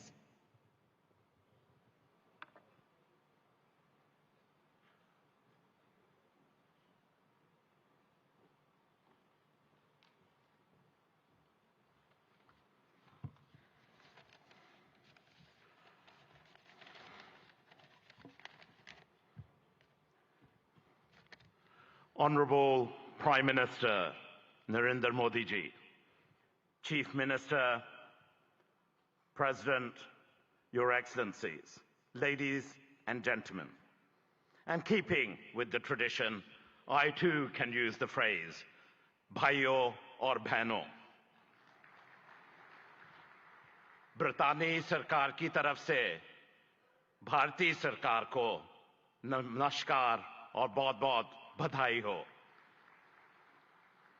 मुझे बड़ी खुशी है कि आज ब्रितानी का सरकार का नुमाइंदा एक ऐसा इंसान है जिसका हिंदुस्तान से एक गहरा ताल्लुक है. Prime Minister Modi ji, you defined the living bridge between our United Kingdom and India. And therefore it is appropriate that I also extend the greetings of my Prime Minister, Rishi Sunak, indeed the son-in-law of Bharat, the son-in-law of India. And on this occasion of the 10th Vibrant Gujarat, it's my honor to represent the British government on this auspicious occasion.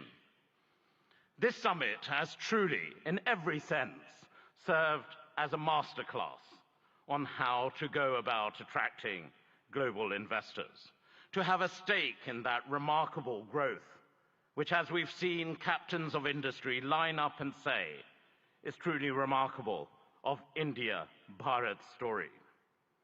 Our nations may be separated by thousands of miles geographically, but that vast distance can diminish with the warmth between our people, that living bridge. And there is so much in common between our two nations. I'm going to park the whole theory of cricket for a moment, but that is an important bridge. And to those nations represented here who don't quite understand cricket, I assure you we, the UK and India, stand together in helping you understand this great game. But India's leadership, and in congratulating the Prime Minister and indeed the whole government of India on G20 last year, was a true testament to its determination. And I'm grateful to my friend, the Minister for External Affairs, Jaishankar ji, for your leadership during that occasion, along with Prime Minister Modi ji as well. And I'm really confident, Prime Minister, that this living bridge of people and ideas and innovation will truly make our partnership a potent combination for the years ahead. And I just want to reflect briefly on the why this is. India is the second largest investor in the United Kingdom. More than 900 Indian businesses operate in the United Kingdom. Indian FDI in the UK is growing faster than any other country. And for our part, the United Kingdom has a unique mix of world-class expertise and indeed talent. Total trade in goods between our two nations stands at over £38 billion. That's close to $50 billion. And that's increased in the last year alone by 24%. And that demonstrates the real strength between the two nations. The United Kingdom is the most globally connected economy in the G20, ranked second globally for soft power, and the first in the G7 for international research, collaboration and impact. And I know those are important sectors right here in Gujarat and for India as well. And we've heard already a great deal about green finance. London is also number one globally for green finance. And that's why we are truly ambitious. We are excited by the potential of our partnership with India and in particular with the state of Gujarat. And the United Kingdom is collaborating on many exciting projects in how we develop our relationship with Gujarat as we move forward. Take, for example, the Statue of Unity, designed by UK architects, Arab, which now stands tall as a symbol of a new, confident India. Or the JCB factory, designed by Mott MacDonald, whose machinery is now powering India's incredible infrastructure development. But, Prime Minister, Chief Minister, we want to go further. We want to do more.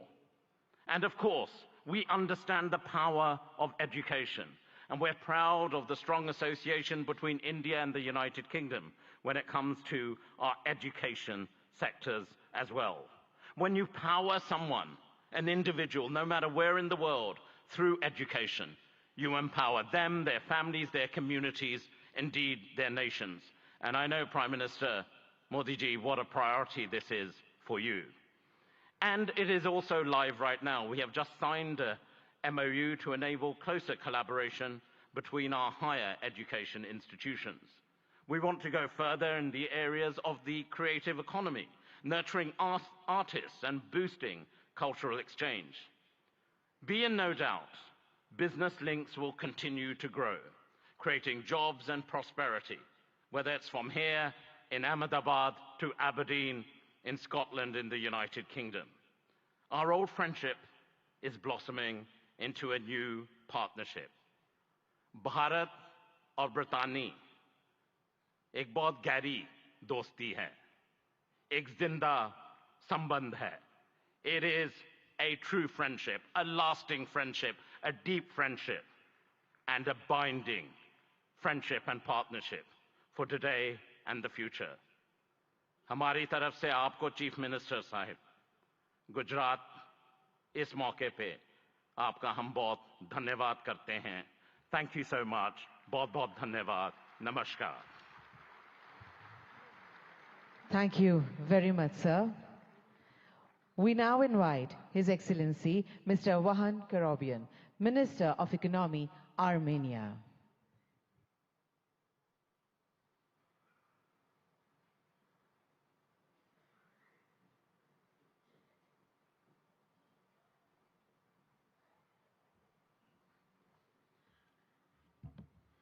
Honorable Excellency Prime Minister Shri Narendra Modi, Honorable Chief Minister of Gujarat Bhuendra Bhai Patel, Excellencies, distinguished guests, ladies and gentlemen. Welcome to the vibrant Gujarat 10th Global Summit. As Minister of Economy of Armenia, I'm delighted to share the remarkable strides of our nation has made, especially in the realm of technology, trade and investment. Our economy is doubled in 3-year time, and economic boom has not only reshaped our domestic landscape, but also positioned Armenia as the most advanced economy within the Caucasus and Eurasian Economic Union.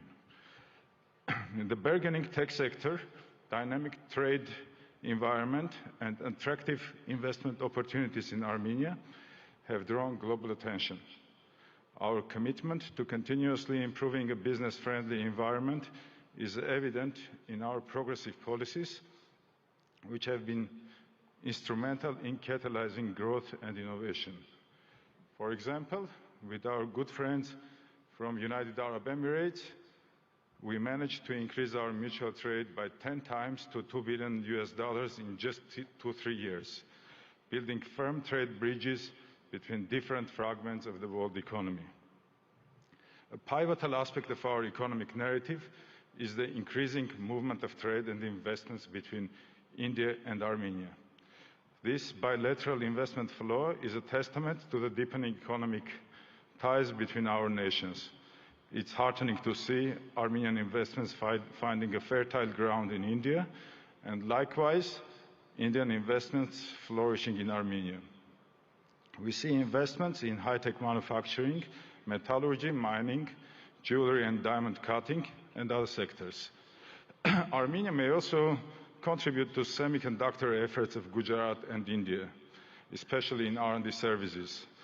We have homed R&D centers for several semiconductor companies, such as Cisco, Microchip Technology, AMD, Siemens, NVIDIA, Synopsys, and others.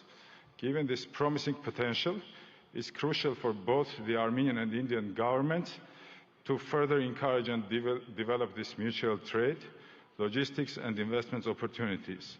By doing so, we can unlock new avenues of collaboration, foster innovation, and pave the way for a prosperous future. Armenia's strategic position within the Eurasian Economic Union opens up additional prospects. Leveraging this position can benefit businesses looking to tap into the expansive Eurasian market, facilitating industrial development, trade, logistics, and joint ventures. Honorable Prime Minister, recently, Prime Minister of Armenia announced Crossroads of Peace project that is aimed to strengthen logistics and economic connectivity across the region. As we convene at this summit, I offer you to explore the logistics opportunities to connect India and Europe via Iran's Chabahar, Armenia, and Georgia. This multimodal transport route, which is under development now, may become a competitive linkage between Europe or Eurasia and India. For centuries, Armenian traders were actively engaged in trade between India and Europe. Let's strengthen our ties again, embark on new ventures, and march towards a future marked by shared success and mutual growth. Thank you for the honor of presenting Armenia at this prestigious summit. Together, let's build a framework for sustained cooperation and mutual investments that benefits both our great nations and the region as a whole. Let's build the gateway to the future. Thank you.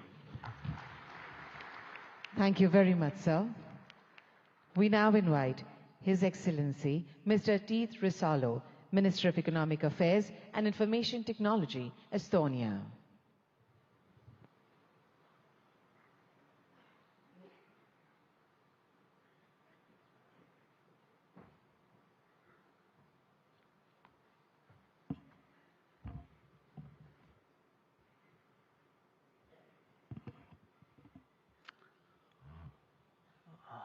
Prime Minister, Chief Minister, Excellencies, ladies and gentlemen, dear friends, Namaste, or Tere hommikust, as we say in Estonian. I believe India is a spiritual country where people believe still in miracles. And let me present you one straight away. It's me, standing here, representing the Republic of Estonia, free and independent country with a population of 1.4 million. Archaeology tells us that Estonians have been living in the same place for 5,000 years. But from the written history of 1,000+ years, we have been independent only 50. Despite that, we have maintained a unique culture and a full-blown, unique language and a full-blown culture. We regained our independence only 30 years ago. We started from zero. We had devastated economy, zero capital, and no major natural resources. For now, we are widely recognized as first and one of the most advanced digital societies. Estonia is a global leader in harnessing the power of technology for its citizens. But the truth is, miracles just don't happen. You have to work hard to arouse them. And that's why we are here, to work together with nations and regions who share the same values: democracy, rule of law, market economy, drive forward. India certainly has an instrumental role to play that those values prevail globally. You have proved it repeatedly, most recently with the excellent execution of the G20 presidency. Thank you again, Prime Minister Modi, for the leadership. Estonia is ready to work with you and offer our best knowledge on digital public goods, on e-governance, cybersecurity, green tech, educational technology, and personal medicine. And we know India grows when the states grow. So we're happy to work on all this with Gujarat, because Gujarat means growth. And then, if we work hard, we know the reward. In the end, the truth alone trumps. Thank you. Hope for a good cooperation. Thank you very much, sir. We now invite His Excellency Mr. Riyad Mazzour, Honorable Minister of Industry and Commerce, Morocco, for his address.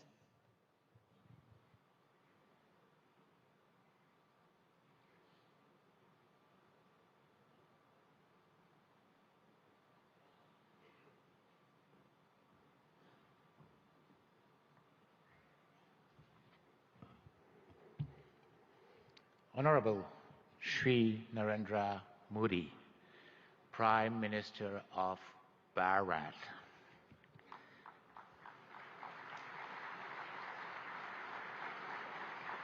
Honorable Chief Minister of Gujarat, Shri Bhavendra Patel. Honorable Head of States, Chief of Governments, Ministers, Excellencies, ladies and gentlemen, it's my honor and distinct privilege to address this esteemed assembly at the 10th Vibrant Gujarat Global Summit, representing the Kingdom of Morocco.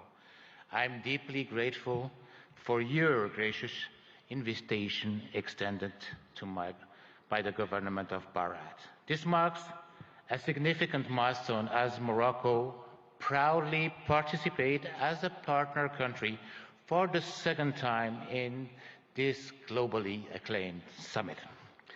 This summit, an initiative that we owe you, Prime Minister Modi, that we owe to your leadership, stands as a beacon of opportunity, not only in fostering business projects, but also in fortifying the enduring bonds of cooperation and friendship that so splendidly unites Morocco and Bharat.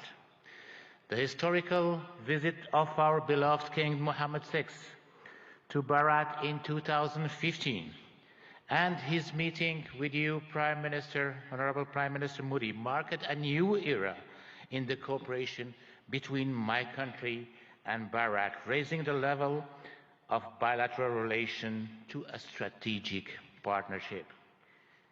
Even our beloved king at that time expressed his admiration for the Indian model, which has succeeded in emerging as one of the largest world economy. Let me comment on what has been said beforehand. Prime Minister Modi, you made Gujarat as an engine of growth for Bharat, but you made Bharat as the engine of growth of the world. Morocco, for its part, has also evolved positively, showing a regional leadership in advanced sectors such as automotive, aerospace, semiconductor, and fertilizer industry, coupled with a significant transformation of historical sectors such as textile and agri-food. All sectors have been performing remarkably well despite successive crises, which confirm the undeniable success of the industry policy of Morocco, Gujarat, and Bharat.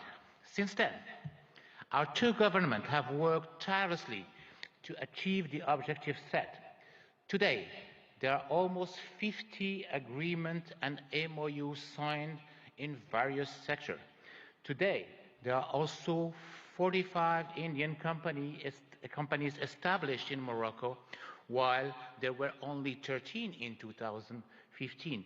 Today, our exchanges have tripled from $1.4 billion to $4.2 billion. Today, Gujarat, India, has hosted the most important Moroccan investments in Asia.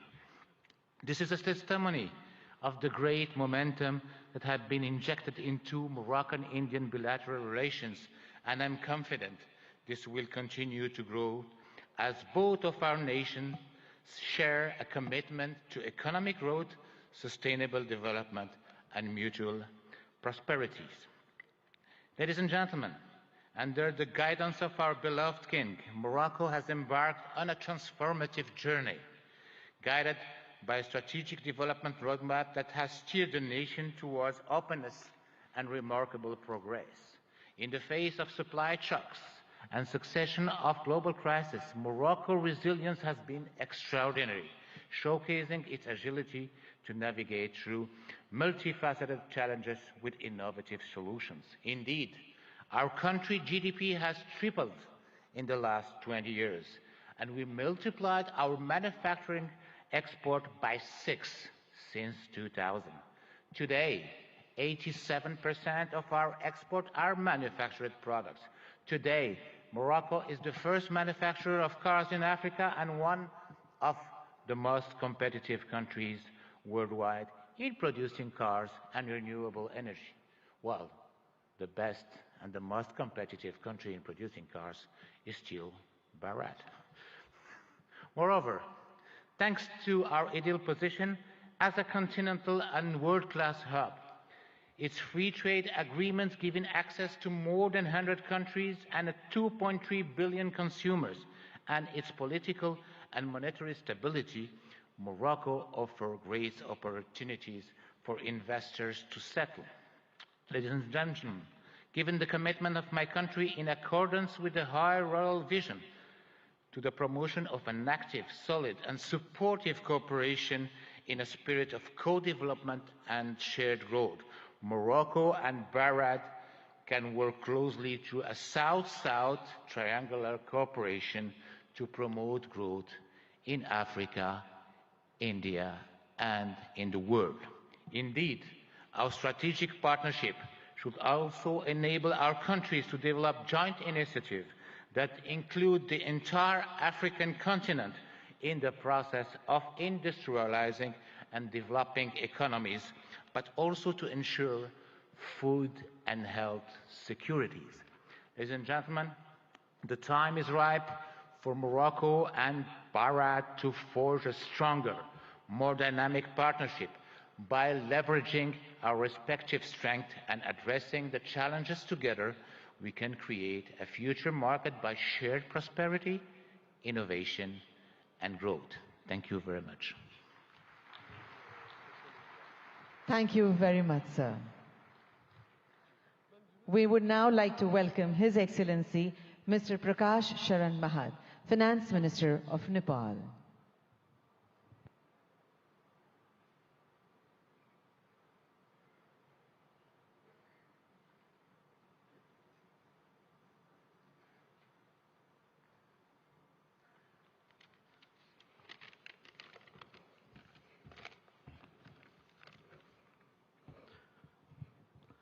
Right Honorable Prime Minister Sri Narendra Modi ji, Honorable Chief Minister of Gujarat Sri Bhupendra Bhai Patel ji, distinguished participants, ladies and gentlemen, warm greetings from Nepal. Namaskar, Namaste.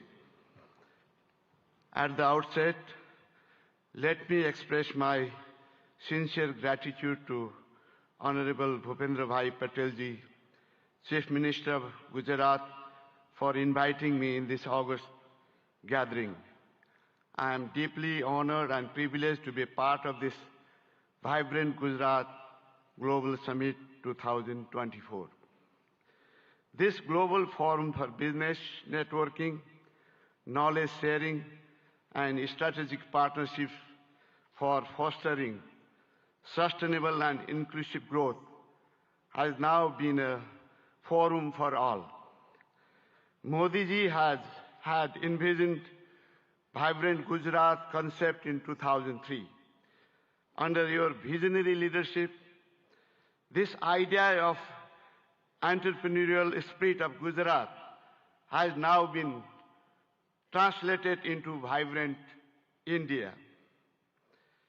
India is now a major global economic power. I also like to commend Modi ji for your transformative leadership during G20 presidency, which has brought this mechanism to a next level. That is, you have made this more inclusive and broader. Vibrant Gujarat development model, which you are translating nationwide, has been a source of inspiration for many countries, including Nepal, is now managing financial resources and technological know-how for addressing economic, social and environmental challenges of our time. Nepal and India, actually, Bharat, since thousands of years, have common places of great Hindu and Buddhist religious worships. And we are visiting each other's places since ancient times. I am happy to inform you that visitors from Gujarat are one of the largest in Nepal. I still have fresh memory of Modiji's statement delivered in our parliament in 2014, particularly your emphasis on HIT, that is highways, information ways, and transmission ways. I am happy to share that we are working together in all these areas to improve connectivity, strengthen market linkages, and to reduce transaction costs.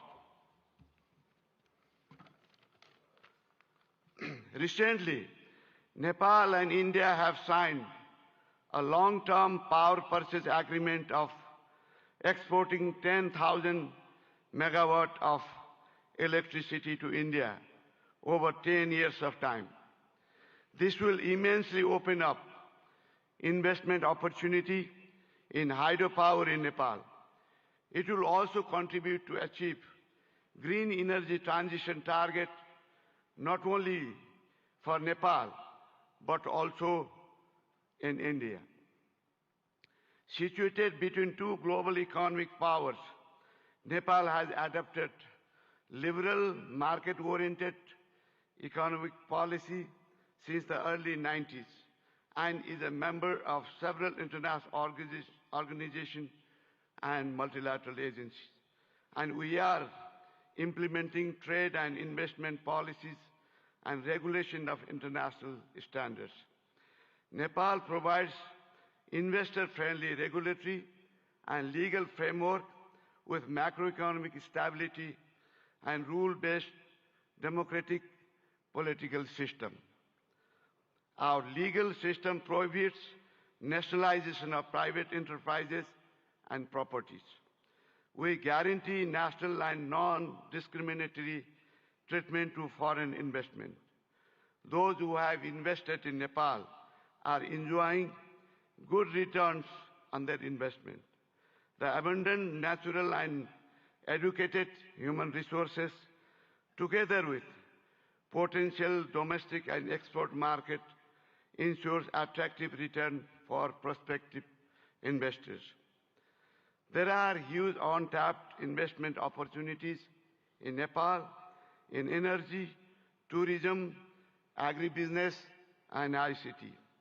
There are also other potential areas of investment such as health, education, manufacturing, construction, transportation, mining, banking, and financial services. Nepal is organizing investment summit in April 28 and 29 this year in Kathmandu. I would like to use this occasion to cordially invite all captains of industries and entrepreneurs from India and other participating countries for your valuable involvement in this summit. I hope your innovative business ideas and investment decisions will be a milestone for unlocking growth potential of Nepal. Once again, I would like to express my sincere thanks to the state government of Gujarat for providing me this opportunity to witness remarkable confluence of minds and energies in vibrant Gujarat Global Summit. I wish for the grand success of this summit. Thank you very much. Thank you very much, sir.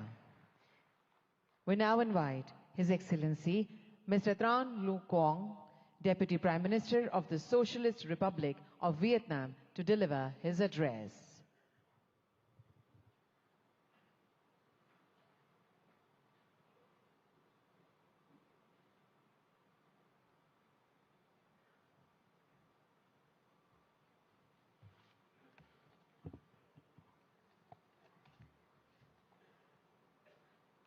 Thưa ngài Narendra Modi, Thủ tướng nước Cộng hòa Ấn Độ, thưa ngài Thủ tướng bang Gujarat, thưa các vị nguyên thủ quốc gia, người đứng đầu chính phủ các nước, thưa toàn thể quý vị. Hôm nay, tôi rất vui mừng tham dự Hội nghị Thượng đỉnh toàn cầu Gujarat đầy sức sống lần thứ 10 với chủ đề Cửa ngõ vào tương lai tại bang Gujarat, quê hương của vị lãnh tụ vĩ đại Mahatma Gandhi của đất nước và nhân dân Ấn Độ anh em, quê hương của ngài Thủ tướng Narendra Modi. Với quy mô ngày càng lớn và sự tham gia đông đảo của lãnh đạo và doanh nghiệp Ấn Độ cũng như các nước, Gujarat đầy sức sống đã thể hiện rõ tầm nhìn của Thủ tướng Modi và nỗ lực của bang Gujarat, góp phần khẳng định sự hấp dẫn cũng như vai trò và vị thế quốc tế ngày càng cao của Ấn Độ. Chúng ta đang sống trong một thế giới đầy biến động phức tạp và khó lường. Dù gặp nhiều khó khăn thách thức, song hòa bình, hợp tác và phát triển vẫn là xu thế lớn. Chúng tôi đánh giá cao việc hội nghị lần này tập trung thảo luận những động lực, xu thế phát triển mới, trong đó có kinh tế xanh, kinh tế tuần hoàn, kinh tế số, thành phố thông minh. Đây cũng là những lĩnh vực ưu tiên trong tiến trình phát triển và hội nhập quốc tế của Việt Nam. Để thúc đẩy mạnh mẽ các lĩnh vực nêu trên, hướng tới các mục tiêu phát triển bền vững, chúng tôi cho rằng các chính phủ cần tạo lập khuôn khổ chính sách, pháp lý và môi trường đầu tư kinh doanh thuận lợi, ổn định, minh bạch, công bằng, triển khai các chiến lược, kế hoạch một cách nhất quán. Nguồn vốn từ đầu tư công của chính phủ cần đóng vai trò dẫn dắt, đồng thời khuyến khích mạnh mẽ và thu hút hiệu quả các nguồn lực của khu vực tư nhân và đầu tư nước ngoài. Trong hợp tác quốc tế, cần đưa các lĩnh vực này thành nội dung hợp tác chủ đạo và ưu tiên dành nhiều nguồn lực hơn nữa để hiện thực hóa. Các nước phát triển cần tăng cường hỗ trợ các nước đang phát triển về vốn, chuyển giao công nghệ, kỹ thuật, quản trị hiện đại, đào tạo nguồn nhân lực. Là nền kinh tế phát triển nhanh và năng động, có quy mô lớn thứ 5 thế giới, Ấn Độ hoàn toàn có thể và đang ngày càng phát huy tốt hơn nữa vai trò dẫn dắt trong tiến trình này. Thưa tất cả quý vị, thời gian qua, quan hệ hữu nghị truyền thống và đối tác chiến lược toàn diện giữa Việt Nam và Ấn Độ không ngừng phát triển trên các lĩnh vực. Việt Nam trân trọng cảm ơn và đánh giá cao sự hỗ trợ hiệu quả của Ấn Độ trong đào tạo nguồn nhân lực, phát triển khoa học công nghệ, chuyển đổi năng lượng, chuyển đổi số. Trong thời gian tới, chúng tôi mong muốn đẩy mạnh hơn nữa hợp tác với Ấn Độ nói chung và bang Gujarat nói riêng, nhất là trong các lĩnh vực có thế mạnh của Ấn Độ và phù hợp với ưu tiên phát triển của Việt Nam. Trong đó, nhiều lĩnh vực sẽ được trao đổi tại hội nghị lần này. Là bạn, là đối tác tin cậy và là thành viên tích cực, có trách nhiệm trong cộng đồng quốc tế, Việt Nam luôn hoan nghênh và sẵn sàng tạo một điều kiện thuận lợi nhất để các doanh nghiệp Ấn Độ đầu tư, kinh doanh lâu dài ở Việt Nam. Chúng tôi tin tưởng rằng hợp tác tốt đẹp giữa Việt Nam và Ấn Độ không chỉ mang lại lợi ích cho cộng đồng doanh nghiệp và nhân dân hai nước, mà còn đóng góp tích cực cho hòa bình, hợp tác và phát triển thịnh vượng, bền vững ở khu vực và trên thế giới. Xin chúc Ngài Thủ tướng Modi, các vị lãnh đạo và toàn thể quý vị sức khỏe và hạnh phúc. Chúc hội nghị của chúng ta thành công tốt đẹp. Xin trân trọng cảm ơn.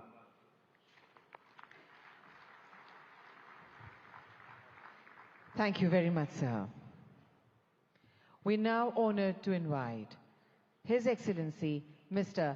Petr Fiala, Honorable Prime Minister, Czech Republic, for his address.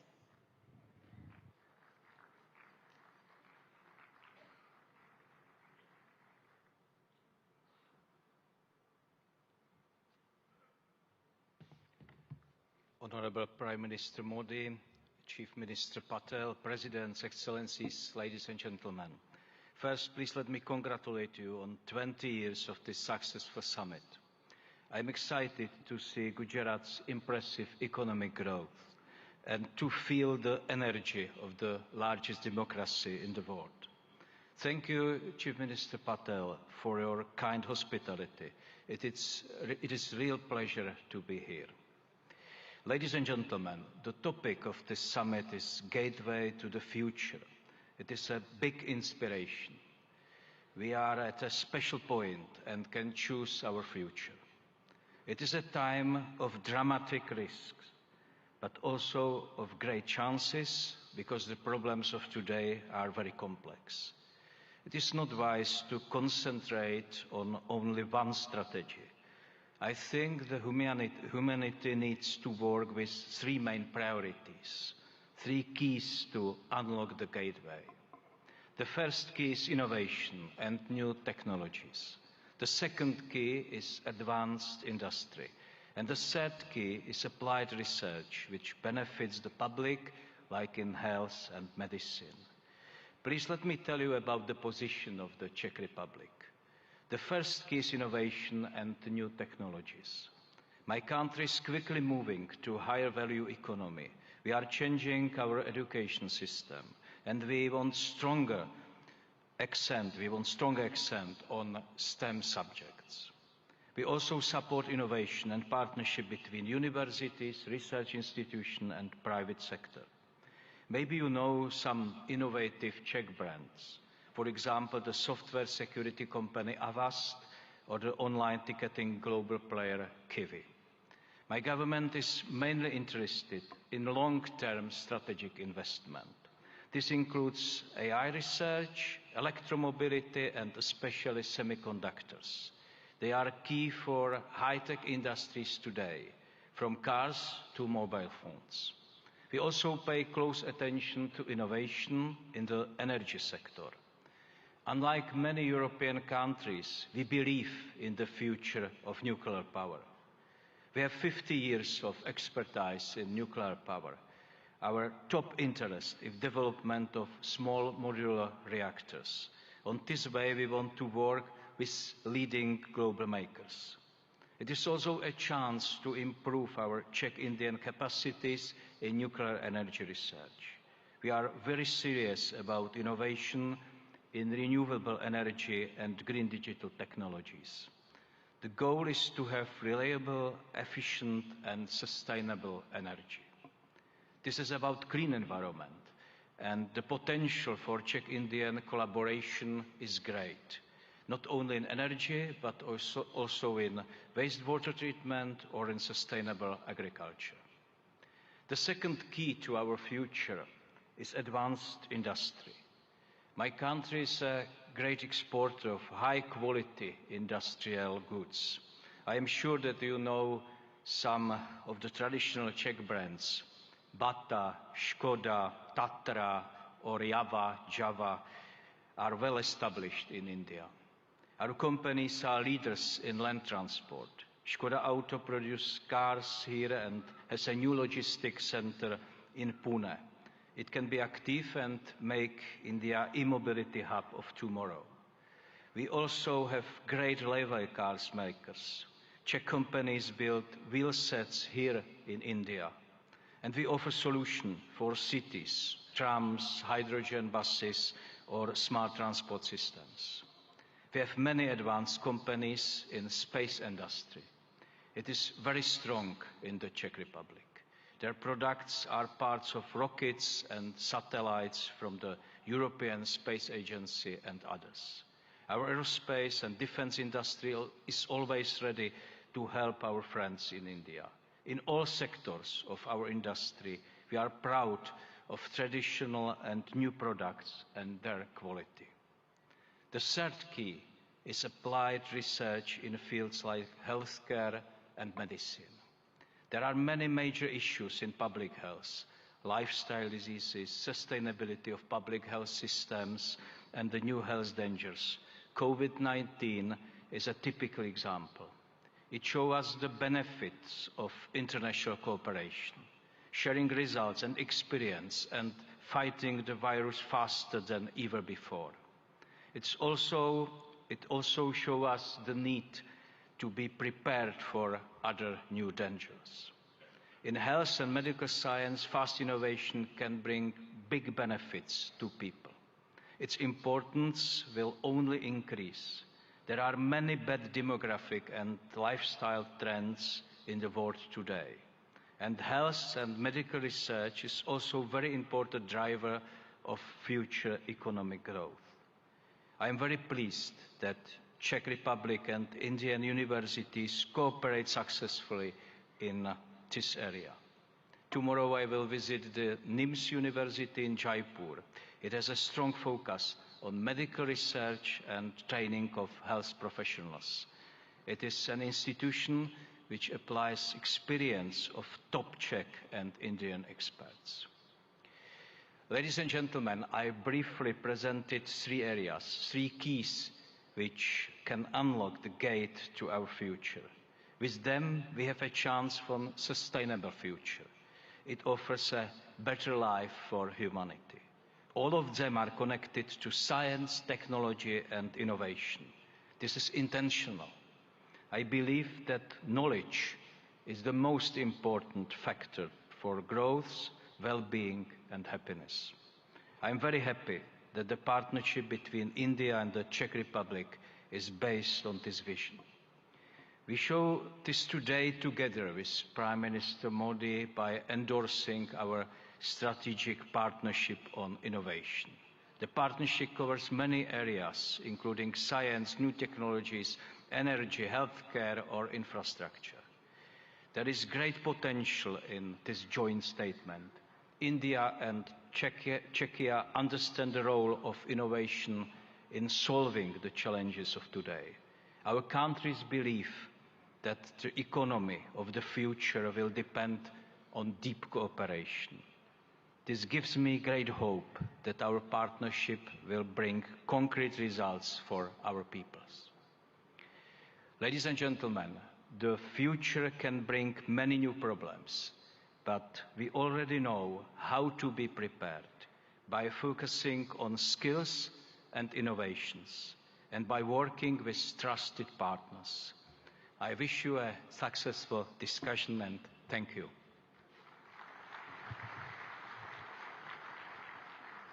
Thank you very much, sir, for your words of appreciation and encouragement. We now feel proud in inviting His Excellency Mr. Philip Nyusi, Honorable President, Mozambique, to deliver his address.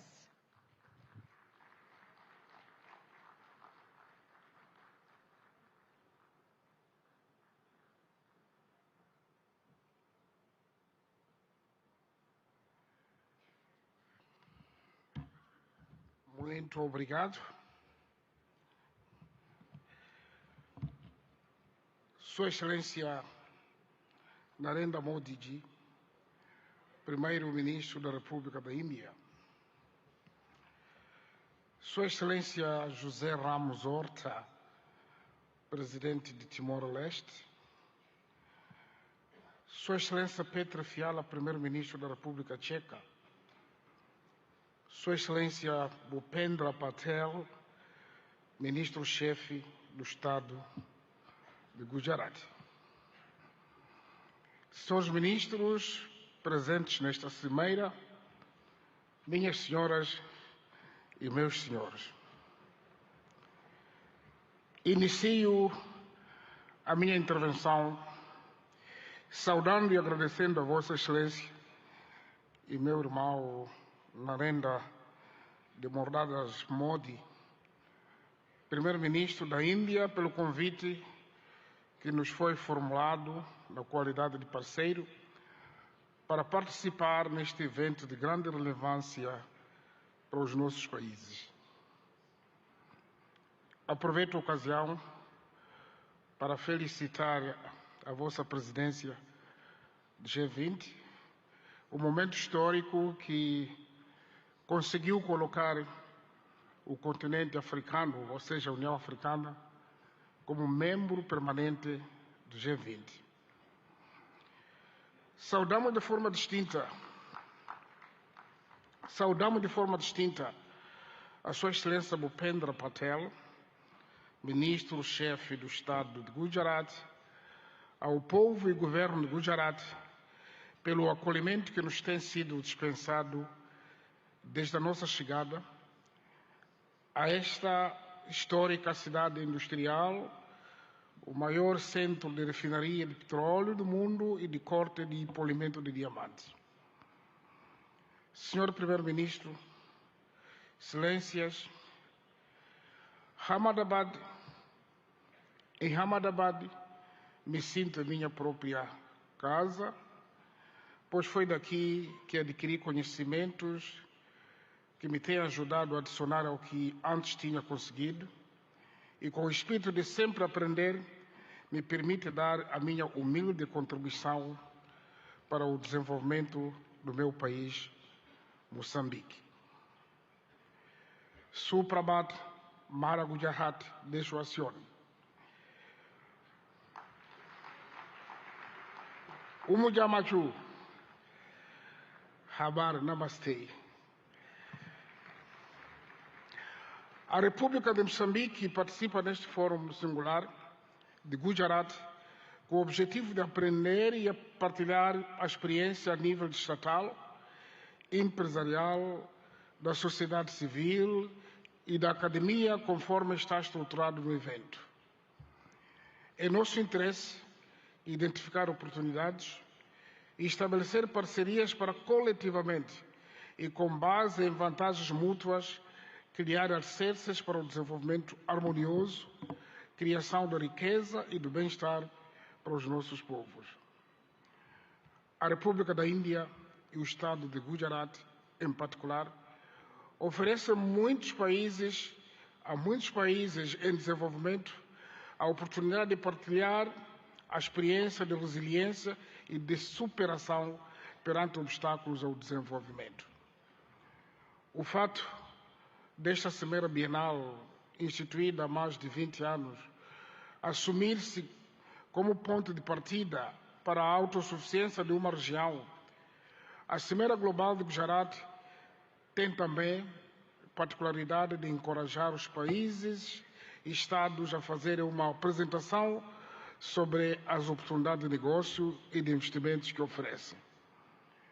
O nosso interesse em aprender da experiência de Gujarat é ainda maior porque acreditamos na estratégia de desenvolvimento baseada na autossuficiência, ou seja, na produção e transformação interna de recursos ao nosso dispor, destinada a autoconsumo e exportação. Por outro lado, os momentos temáticos agendados nesta edição da Cimeira Global de Gujarat abrangem áreas importantes para o fortalecimento da nossa cooperação bilateral.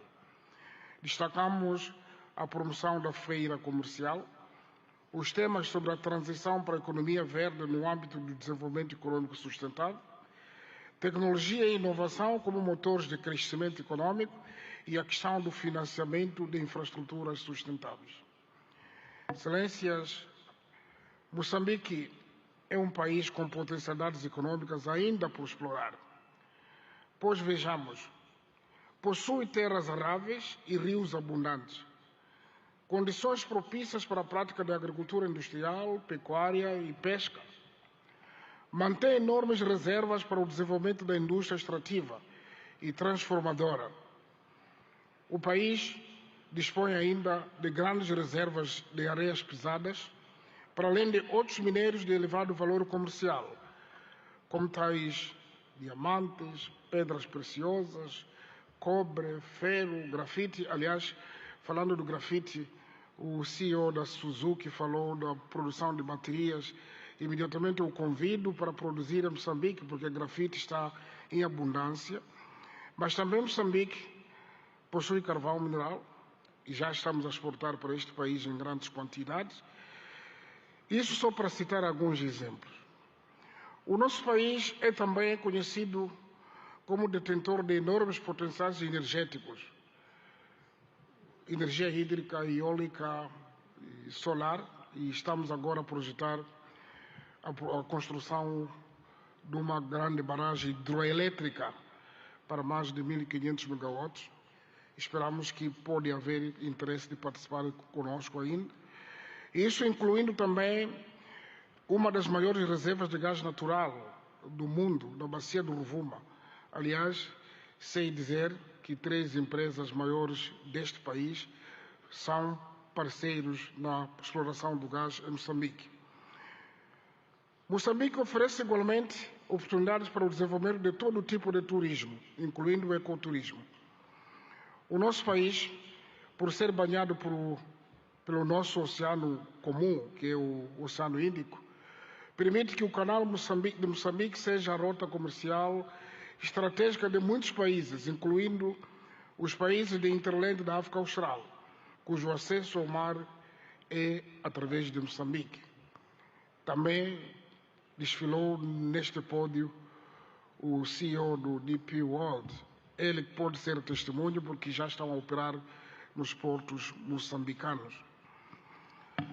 Portanto, investir em Moçambique é também tirar benefício das oportunidades econômicas que a sub-região da África Austral, isto é, dos países da SADC, oferece com um mercado de mais de 250 milhões de habitantes. A legislação sobre investimentos em Moçambique oferece um pacote de investimentos de incentivos aos investidores que decidam apostar no país para a produção de bens e serviços que criam oportunidades de emprego para os jovens moçambicanos e concorram para o acréscimo de valor, industrialização e modernização da economia. Neste contexto, para fortalecer a cooperação internacional, através da criação de parcerias produtivas, conducentes a uma rápida aceleração do crescimento econômico global e melhoria das condições de vida das nossas populações, convido mulheres, homens de negócios indianos e de todas as outras partes do mundo aqui presentes a investir em Moçambique numa base de ganhos mútuos. O governo de Moçambique tudo faz e fará de modo a assegurar uma parceria econômica em que todos saiamos a ganhar e juntos contribuamos para um mundo próspero para nós e para as futuras gerações. Termino afirmando que a meta coletiva ficou patente, que é melhorar as condições de vida da humanidade, num ambiente de paz, cooperação, solidariedade e de sustentabilidade em que se respeite e se preserve o planeta Terra, a nossa casa comum. Fazemos votos que desta semeira brotem negócios viáveis em benefício dos nossos países e povos. A todos desejamos melhores venturas e muitos sucessos na criação do progresso e bem-estar comum. Obrigado, parabéns, Primeiro-Ministro Modi. Thank you so much, sir, for your words of praise and your insights on shared journey of development. We would now with pleasure invite His Excellency, Mr. José Ramos Mirta, Honorable President Timor-Leste, to deliver his significant address.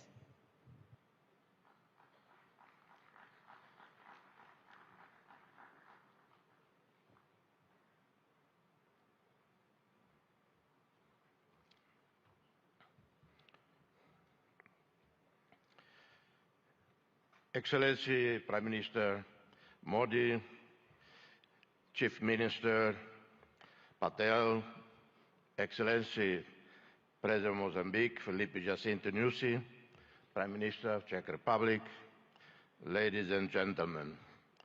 It is always a real pleasure to set foot on this land of a great ancient civilization. I first visited India on a personal capacity in April 1992, having spent more than a week in Dharamsala. My first official visit was in 2003 as Senior Minister of Foreign Affairs of the newly independent Timor-Leste. I visited again India in 2013, 2014, 2015 in different capacities. In my previous position as Senior Minister of Foreign Affairs, I wholeheartedly supported India's meritful right to be a permanent member of the UN Security Council.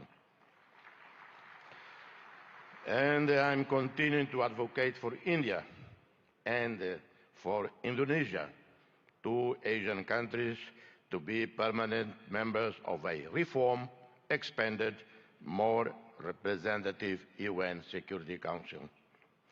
As chair of, in 2014-15, of the high-level independent panel on UN peace operations, I visit Delhi for extensive consultation with leaders, including senior military officers. I work closely with the Permanent Mission of India to the UN in New York as we produce a 100-page report and recommendations on how the UN should anticipate, respond more timely and effectively to the new emerging security challenges. This is my relationship with India. My sincere appreciation for the invitation to address this prestigious international forum, my gratitude to a great visionary, transformative leader, Prime Minister Narendra Modi, who conceived the 10th Vibrant Gujarat Global Summit in 2003. Gratitude for the warm reception extended to me and members of my delegation. This forum, now renowned globally, has been a catalyst for business networking, knowledge sharing, strategic partnerships, inclusive growth, and sustainable development. The state of Gujarat, driven by an inherent entrepreneurial spirit, has emerged as an industrial leader and a favored destination for investment. Timor-Leste, for its part, represents an oasis of peace, tolerance, and stability, where fundamental rights and freedoms are strictly safeguarded.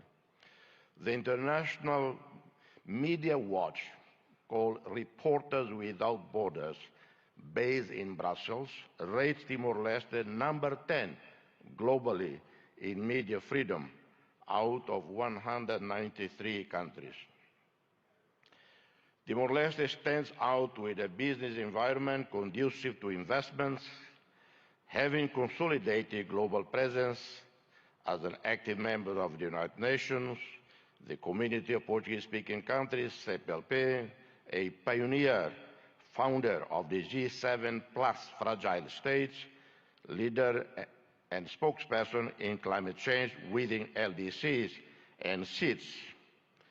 We are progressing our membership process with WTO, which should happen probably in February, hoping to formally exceed by March this year.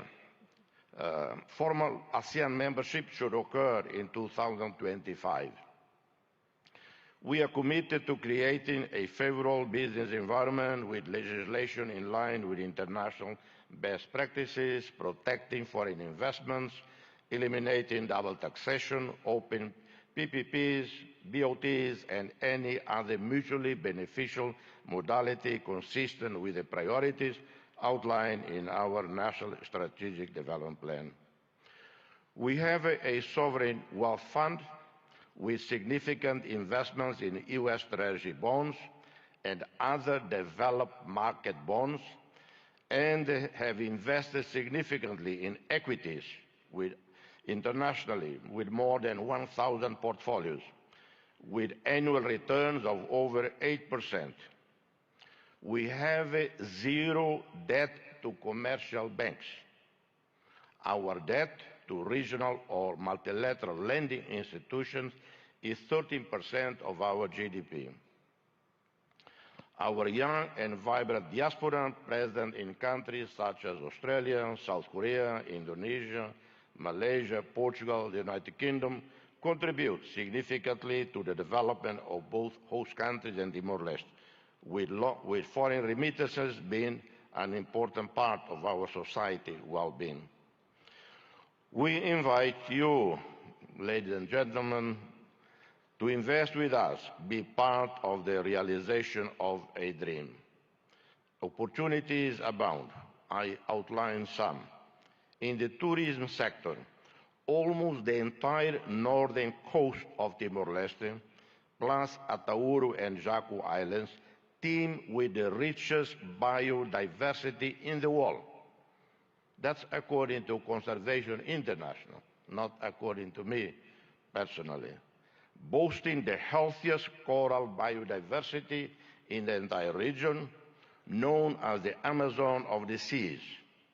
Atauro Island, located north of Timor-Leste's capital, is recognized as a most important part of the global center of marine biodiversity and a global priority for conservation. We integrate a region that covers 1.6% of the planet's ocean area, bursting with marine life, home to 76% of all known coral species in the world, and habitat of more than 3,000 species of fish. We are seeking investments and partnerships in hotels, resorts, homestays, convention centers, restaurants, services, customer support, wellness, and hospitals. In the oil, gas, minerals and renewables, we have a vast resources, oil and natural gas reserves, onshore and offshore, within our exclusive economic zone, where the Greater Sunrise gas field stands out, whose consortium led by Woodside is expected to bring this important wealth onshore very soon. In the coming years, Timor-Leste will invest in the construction of a modern gas pipeline and petrochemical industry as part of our major Tasimane project. This major national investment includes, among others, the construction of a refinery, the adaptation of our power station to natural gas, and the development of a multifunctional supply base for all their related needs. We also have large reserves of other minerals, huge marble structures, limestone, as you know, a key resource for the development of cement industries and other construction products, capable of feeding the domestic market and supplying growing foreign demand. Green economy, renewable energies. Committed to sustainable development, we seek to invest in renewable energy as prudent, incremental transition to renewable energies.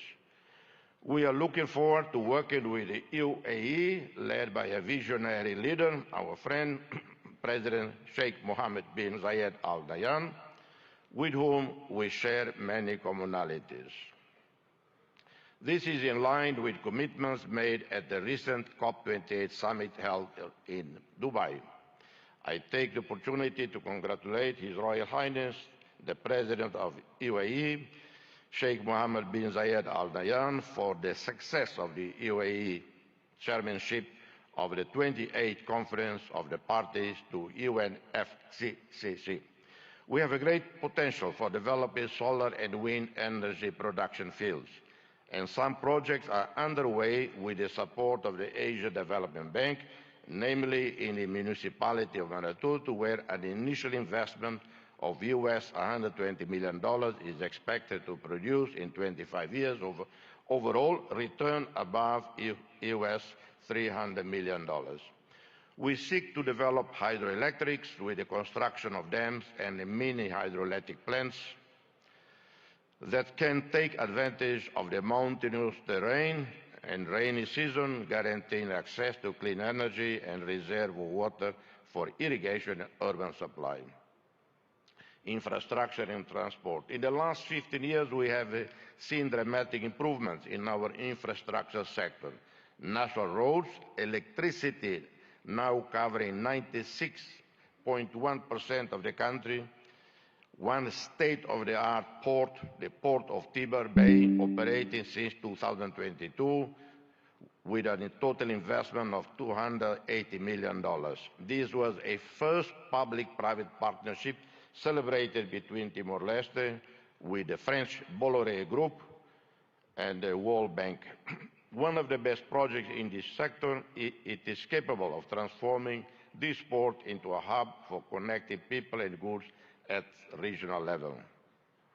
We are also starting the first phase of the expansion of Dili International Airport with an initial investment of $97.7 million, partially funded by the ADB, IFC, and the governments of Australia and Japan.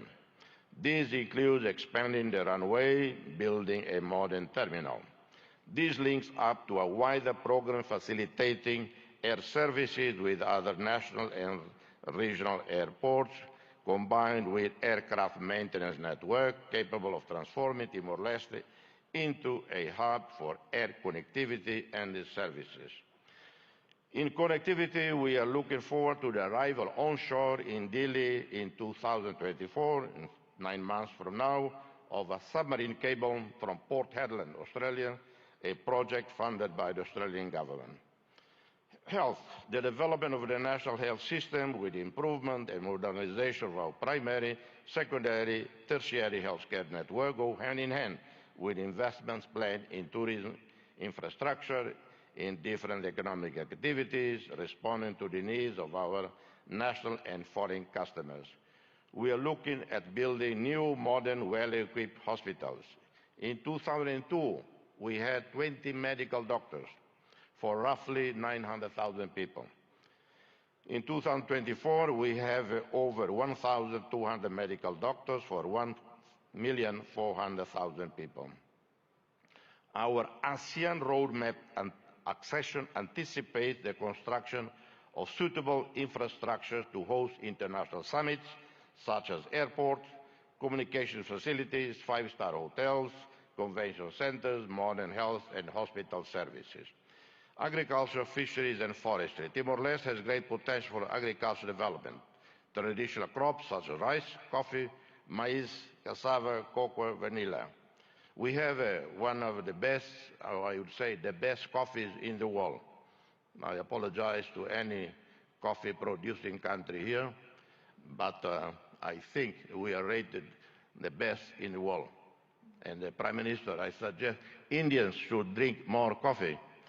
That would help selling our coffee. We plan to develop projects that can respond to the needs of domestic consumers, enhance food security and self-sufficiency in order to reduce excessive dependence on imported food. We will invest more in the production, processing, distribution and export of meat, fish and seafood, milk and dairy products with added value that may contribute to reducing malnutrition and poverty. Investments can also be in the reforestation of areas at risk of natural disasters, planting traditional species such as sandalwood, or those with great commercial potential such as mahogany. Inspired by India, we seek technologically sustainable growth, promoting innovation and digital economy. India has highly trained and specialized human resources in the new technology sector, taking advantage of the different telecommunications infrastructures. You have also been successful in developing highly profitable digital economy projects that benefit the entire production value chain. You have linked producers, distributors, retailers and consumers on the one hand, and promoting increasingly innovative, creative, competitive products through digital platforms and social online networks on the other. Prime Minister, dear friend, we eagerly anticipate the inauguration of the Embassy of Democratic Republic of Timor-Leste in Delhi soon, this year. Simultaneously, we await with great anticipation the opening of the Embassy of India in Delhi, thereby solidifying the visionary concept put forth by Your Excellency Prime Minister Modi, a call to forge a Delhi axis of progress and development.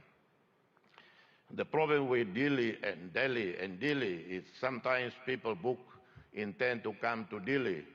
Instead, they end up in Delhi. And it happened many times. This axis of progress is set to build upon the robust foundations laid by our shared bilateral and multilateral cooperation. It promises to be a testament to an enduring friendship, echoing the dedicated service of Indian diplomats, such as Ambassadors Kamalesh Sharma, Atul Kar, two dear friends, who serve in our country as special representatives of the UN Secretary General in Timor-Leste. Our gratitude extends to the 7,737 peacekeepers, military and police, who played a critical role over a decade of United Nations missions in Timor-Leste. India, a active contributor to UNTAED, UNICEF, UNOTIL, UNMIT played a critical role in fostering stability and security in Timor-Leste. India's commitment to assisting Timor-Leste in developing essential human resources, diplomats, and the leadership officer as part of its process to accession to ASEAN is highly commendable, and we are very grateful to you, Prime Minister. Notably, 12 diplomats have recently undergone training at the Sushma Swaraj Institute of Foreign Service, a demonstration of fulfillment of this commitment. We hope to expand this partnership in coming years. May this summit thrive as a catalyst for fostering fruitful partnership for global sustainable development and shared prosperity. I thank you, and God bless you all. Thank you. We are privileged to have heard the Nobel laureate, His Excellency Mr. Jose Ramzota. Thank you so much, sir, for your enriching address. Honorable Prime Minister Shri Narendra Modi ji, a global leader rooted in the philosophy of Vasudhaiva Kutumbakam, envisions a sustainable future through initiatives like Viksit Bharat at 2047, aiming for a developed India by 2047 with a 5 trillion economy. He relentlessly emphasizes sustainable growth. Hailing from vibrant Gujarat, Modi ji's leadership reflects its ethos of entrepreneurship and progress, showcasing Gujarat as a model for development. His global outlook aligns with a vision for an inclusive and prosperous future inspired by Gujarat's cultural richness and economic vibrancy. स्वयं की ज्योति से चमकेगा वो तो हीरा लाल है, स्वयं मस्तक पर जिसके दामोदर का हाथ है.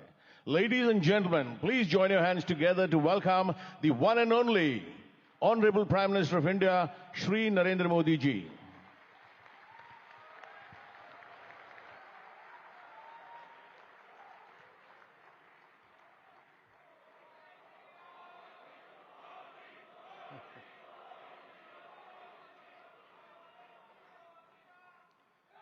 His Excellency Mr. Philip Nyusi, President of Mozambique, His Excellency Mr. Ramos Horat, President of Timor-Leste, His Excellency Mr. Petr Fiala, Prime Minister of Czech Republic, Gujarat के गवर्नर आचार्य देवव्रत जी, यहाँ के लोकप्रिय मुख्यमंत्री भूपेंद्र भाई पटेल, देश विदेश से आए हुए सभी विशेष अतिथि, अन्य महानुभाव, देवी और सज्जनों, आप सभी को 2024 की अनेक अनेक शुभकामनाएं।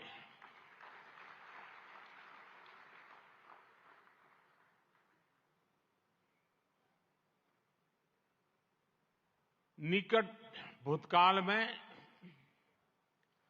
भारत की आजादी के 75 साल पूरे हुए और अब भारत अगले 25 वर्षों के लक्ष्य पर काम कर रहा है। जब भारत अपनी आजादी के 100 वर्ष मनाएगा, तब तक हमने भारत को विकसित बनाने का लक्ष्य रखा है और इसलिए ये 25 साल का कार्यकाल भारत का अमृतकाल है। ये नए सपने, नए संकल्प और नित्य नूतन सिद्धियों का कार्यकाल है। इस अमृतकाल में ये पहली वाइब्रेंट गुजरात ग्लोबल समिट हो रही है और इसलिए इसका महत्व और बढ़ गया है। इस समिट में आए 100 से ज्यादा देशों के प्रतिनिधि भारत की इस विकास यात्रा के अहम सहयोगी हैं। मैं आप सभी का स्वागत करता हूं, अभिनंदन करता हूं। फ्रेंड्स, यूएई के राष्ट्रपति मेरे brother his highness Sheikh Mohammad bin Zayed का इस आयोजन में शामिल होना हमारे लिए बहुत खुशी की बात है।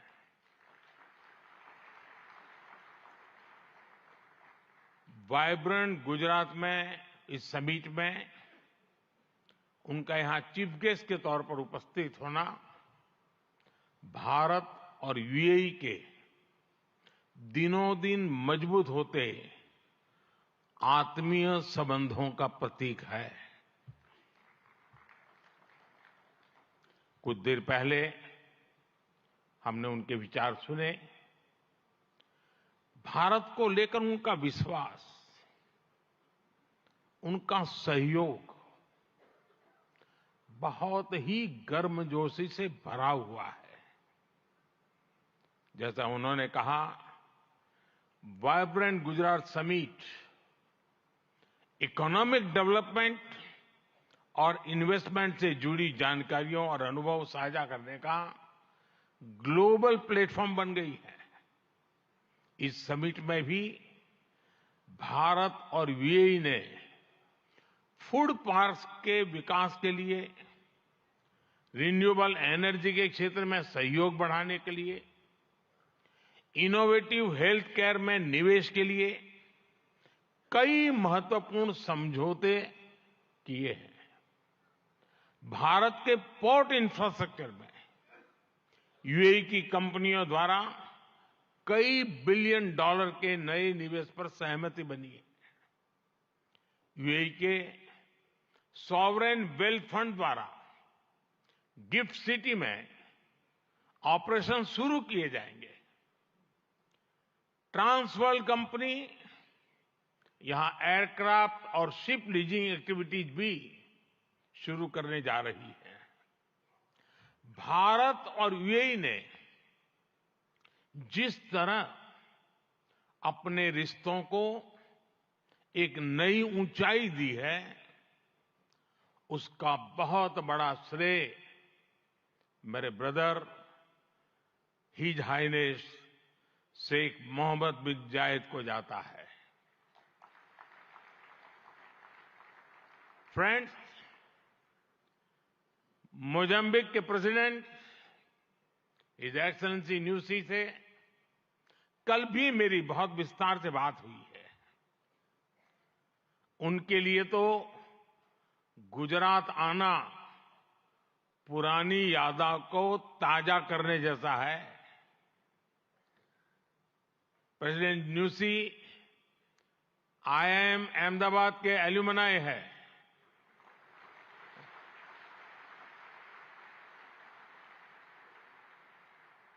भारत के लिए गर्व की बात है कि हमारी G20 प्रेसिडेंसी में अफ्रीकन यूनियन को स्थायी सदस्यता मिली। प्रेसिडेंट न्यूसी की भारत यात्रा से हमारे संबंधों को तो बल मिला ही है, भारत अफ्रीका के बीच घनिष्ठता और बढ़ी है। साथियों, चेक के प्रधानमंत्री हिज एक्सेलेंसी पैत्र फियाला जी की ये पहली भारत यात्रा इस पद पर है। वैसे वो भारत पहले भी आए हैं। चेक लंबे समय से वाइब्रेंट गुजरात समिट से जुड़ा हुआ है। भारत और चेक के बीच टेक्नोलॉजी, ऑटोमोबाइल्स, मैन्युफैक्चरिंग जैसे सेक्टर्स में सहयोग लगातार बढ़ रहा है। हिज एक्सेलेंसी पैत्र फियाला, मुझे विश्वास है आपकी इस यात्रा से दोनों देशों के संबंध और मजबूत होंगे। हमारे यहां कहा जाता है अतिथि देवो भव, और प्रधानमंत्री के रूप में आपकी तो ये पहली भारत विजिट है। उम्मीद है आप बहुत शानदार यादें लेकर यहां से जाएंगे। फ्रेंड्स, नोबेल लॉरिएट और तिमोर लेस्ते के राष्ट्रपति हिज एक्सेलेंसी रामोस होर्ता का भी मैं भारत में स्वागत करता हूं। हिज एक्सेलेंसी रामोस होर्ता का गांधीनगर आना और विशेष है। आपने महात्मा गांधी के नॉन वायलेंस के सिद्धांत को अपने देश के स्वातंत्र संग्राम से जोड़ा है। आसियान और इंडो पैसिफिक क्षेत्र में तिमोर लेस्ते के साथ हमारा सहयोग बहुत अहम है। फ्रेंड्स, कुछ समय पहले ही वाइब्रेंट गुजरात ग्लोबल समिट को 20 वर्ष पूरे हुए हैं। बीते 20 वर्षों में इस समिट ने नए आइडियाज को प्लेटफॉर्म दिया है। इसने इन्वेस्टमेंट्स और रिटर्न्स के लिए नए गेटवे बनाए हैं। और अब वाइब्रेंट गुजरात ग्लोबल समिट की इस बार की थीम है गेटवे टू द फ्यूचर। 21वीं सदी की दुनिया का फ्यूचर हमारे साझे प्रयासों से ही उज्जवल बनेगा। भारत ने अपनी G20 प्रेसिडेंसी के दौरान भी ग्लोबल फ्यूचर के लिए एक रोडमैप दिया है। वाइब्रेंट गुजरात ग्लोबल समिट के इस एडिशन में भी इस विजन को और आगे बढ़ा रहे हैं। भारत I2U2 और दूसरे मल्टीलेटरल ऑर्गेनाइजेशन के साथ पार्टनरशिप को लगातार मजबूत कर रहा है। One world, one family, one future का सिद्धांत विश्व कल्याण की अनिवार्य आवश्यकता है। फ्रेंड्स, आज तेजी से बदलते हुए वर्ल्ड ऑर्डर में भारत विश्व मित्र की भूमिका में आगे बढ़ रहा है।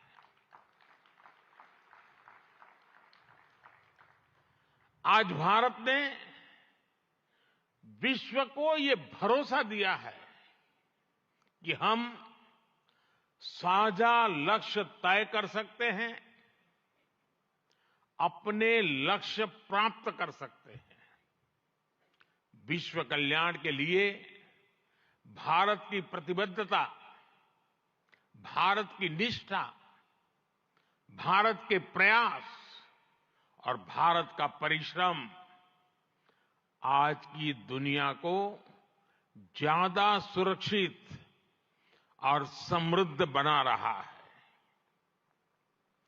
The world looks at India as an important pillar of stability, a friend who can be trusted, a partner who believes in people-centric development, a voice that believes in global good, a voice of the global South, an engine of growth in the global economy, a technology hub for finding solutions, a powerhouse of talented youth, and a democracy that delivers.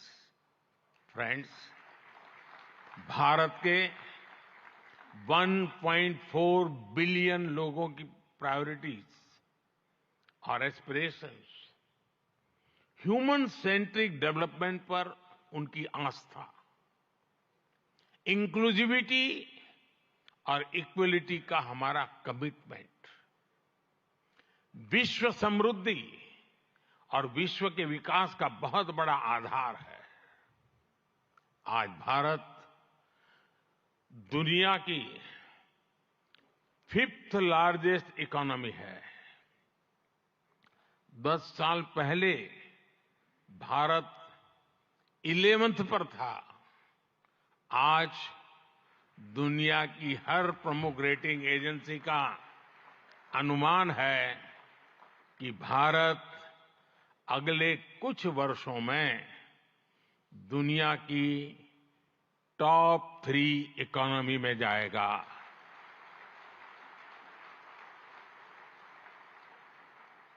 दुनिया के लोग जो analysis करना है करते रहे, मेरी guarantee है कि हो जाएगा।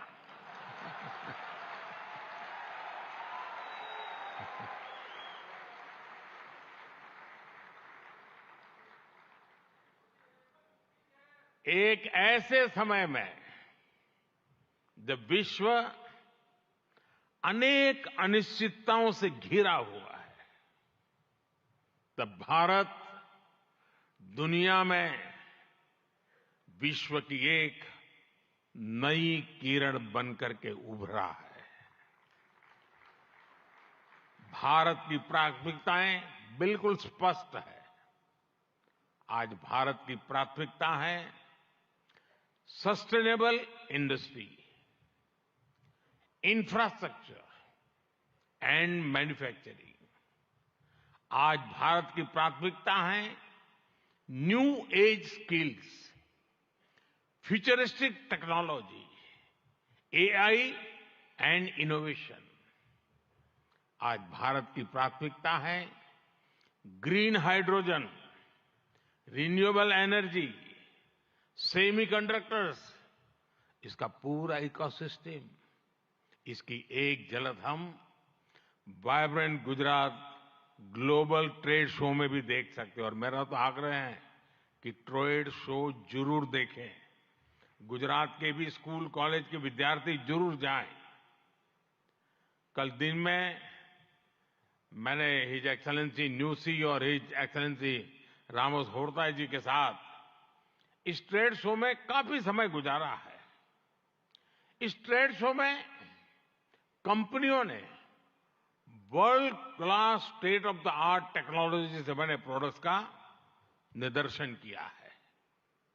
ई mobility, startups, blue economy, green energy और स्मार्ट इंफ्रास्ट्रक्चर जैसे ट्रेड शो में एक प्रकार से छाए हुए हैं।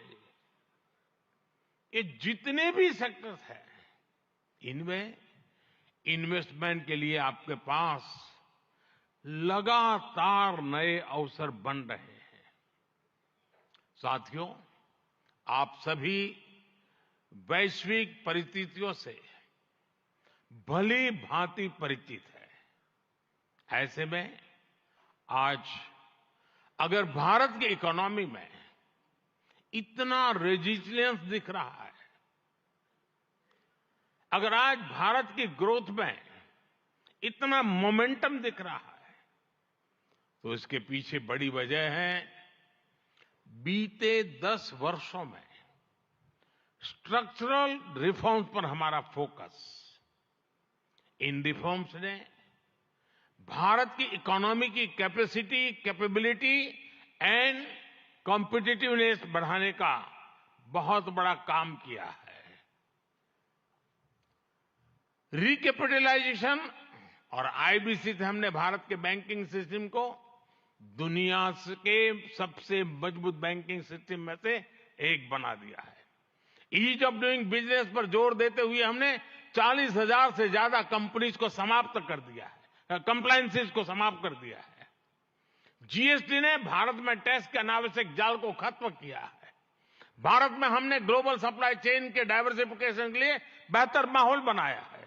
हाल में ही हमने 3 FTA साइन किए ताकि ग्लोबल बिजनेस के लिए भारत और अट्रैक्टिव डेस्टिनेशन बन सके। इनमें से एक FTA तो यूएई के साथ ही हुआ है। हमने अनेक सेक्टर्स को ऑटोमेटिक रूट से FDI के लिए ओपन किया है। आज भारत इंफ्रास्ट्रक्चर पर रिकॉर्ड इन्वेस्ट कर रहा है। पिछले 10 वर्ष में भारत का कैपेक्स 5 गुना अधिक हो चुका है। फ्रेंड्स, भारत आज ग्रीन एनर्जी और अल्टरनेटिव एनर्जी सोर्स को लेकर भी अभूतपूर्व गति से काम कर रहा है।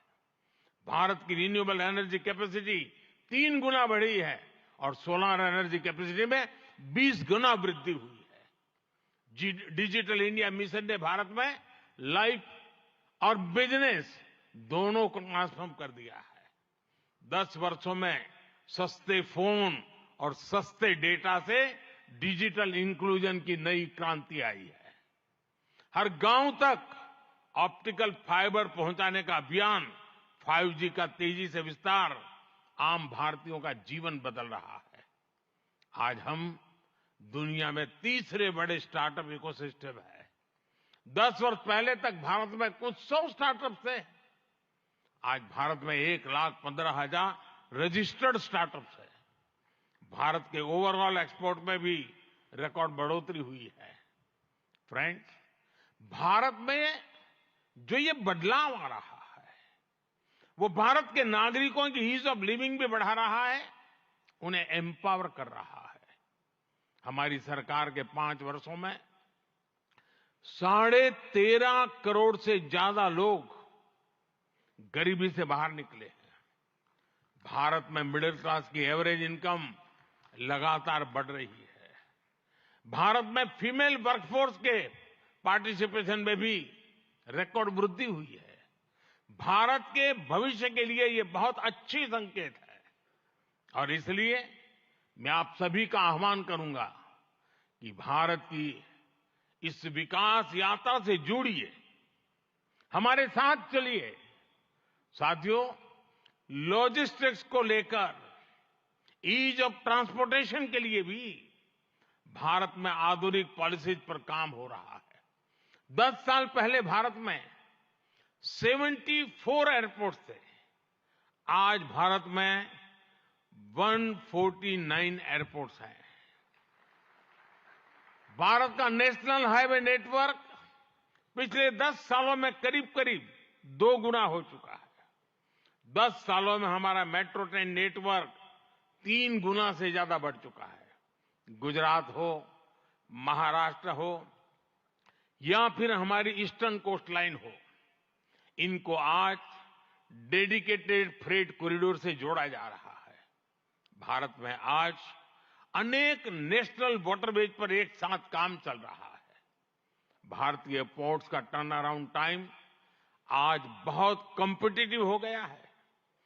G20 के दौरान जिस India middle east Europe economic corridor की घोषणा हुई है वो भी आप सभी इन्वेस्टर्स के लिए बहुत बड़ी बिजनेस अपॉर्चुनिटी है। फ्रेंड्स, भारत के कोने कोने में आपके लिए नई संभावनाएं हैं।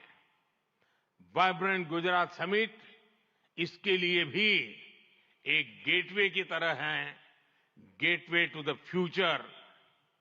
और आप भारत में सिर्फ इन्वेस्टमेंट ही नहीं कर रहे बल्कि यंग क्रिएटर्स और कंज्यूमर्स की एक नई जनरेशन को भी शेप कर रहे हैं। भारत के एस्पिरेशन से भरी यंग जनरेशन के साथ आपकी पार्टनरशिप को वो रिजल्ट लाकर दिखा सकती है जिसकी आपने कभी कल्पना भी नहीं की होगी। और इसी विश्वास के साथ एक बार फिर आप सभी का वाइब्रेंट गुजरात समिट से जुड़ने के लिए मैं हृदय से बहुत बहुत आभार व्यक्त करता हूं और मैं आपको विश्वास दिलाता हूं कि आपके सपने ये मोदी का संकल्प है।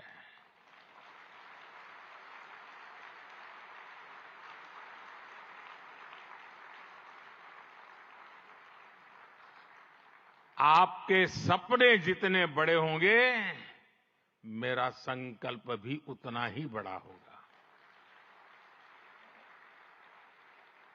आइए, सपने देखने के अवसर अनेक हैं, संकल्प पूरा करने का सामर्थ्य भी मौजूद है।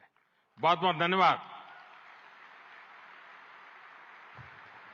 माननीय प्रधानमंत्री महोदय, आपके प्रेरणादायक उद्बोधन और गुजरात की विकास कहानी में सक्रिय रूप से भाग लेने के लिए, सभी को प्रोत्साहित करने के लिए एवं आपकी प्रेरक उपस्थिति के लिए हम भी आपका बहुत बहुत धन्यवाद करते हैं। We extend our heartfelt appreciation for the same. एक बार फिर यहां उपस्थित सभी गणमान्य अतिथि एवं समस्त सभागण का हम आभार व्यक्त करते हैं। बहुत बहुत धन्यवाद।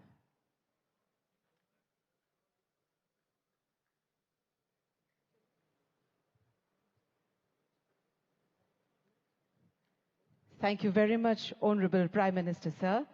We also extend our heartfelt thanks to His Excellency Sheikh Mohammed bin Zayed Al Nahyan, His Excellency Mr. Josie Ramzorta, His Excellency Mr. Philip Newsy, His Excellency Mr. Petre Fiala, and the dignitaries. You will be escorted for the lunch by ushers. So we request you to kindly cooperate. We let first the esteemed dignitaries, our Honorable Prime Minister, sir, and His Excellencies to depart, and then, according to the ushers, you will be guided for the lunch area. Thank you. Thank you very much.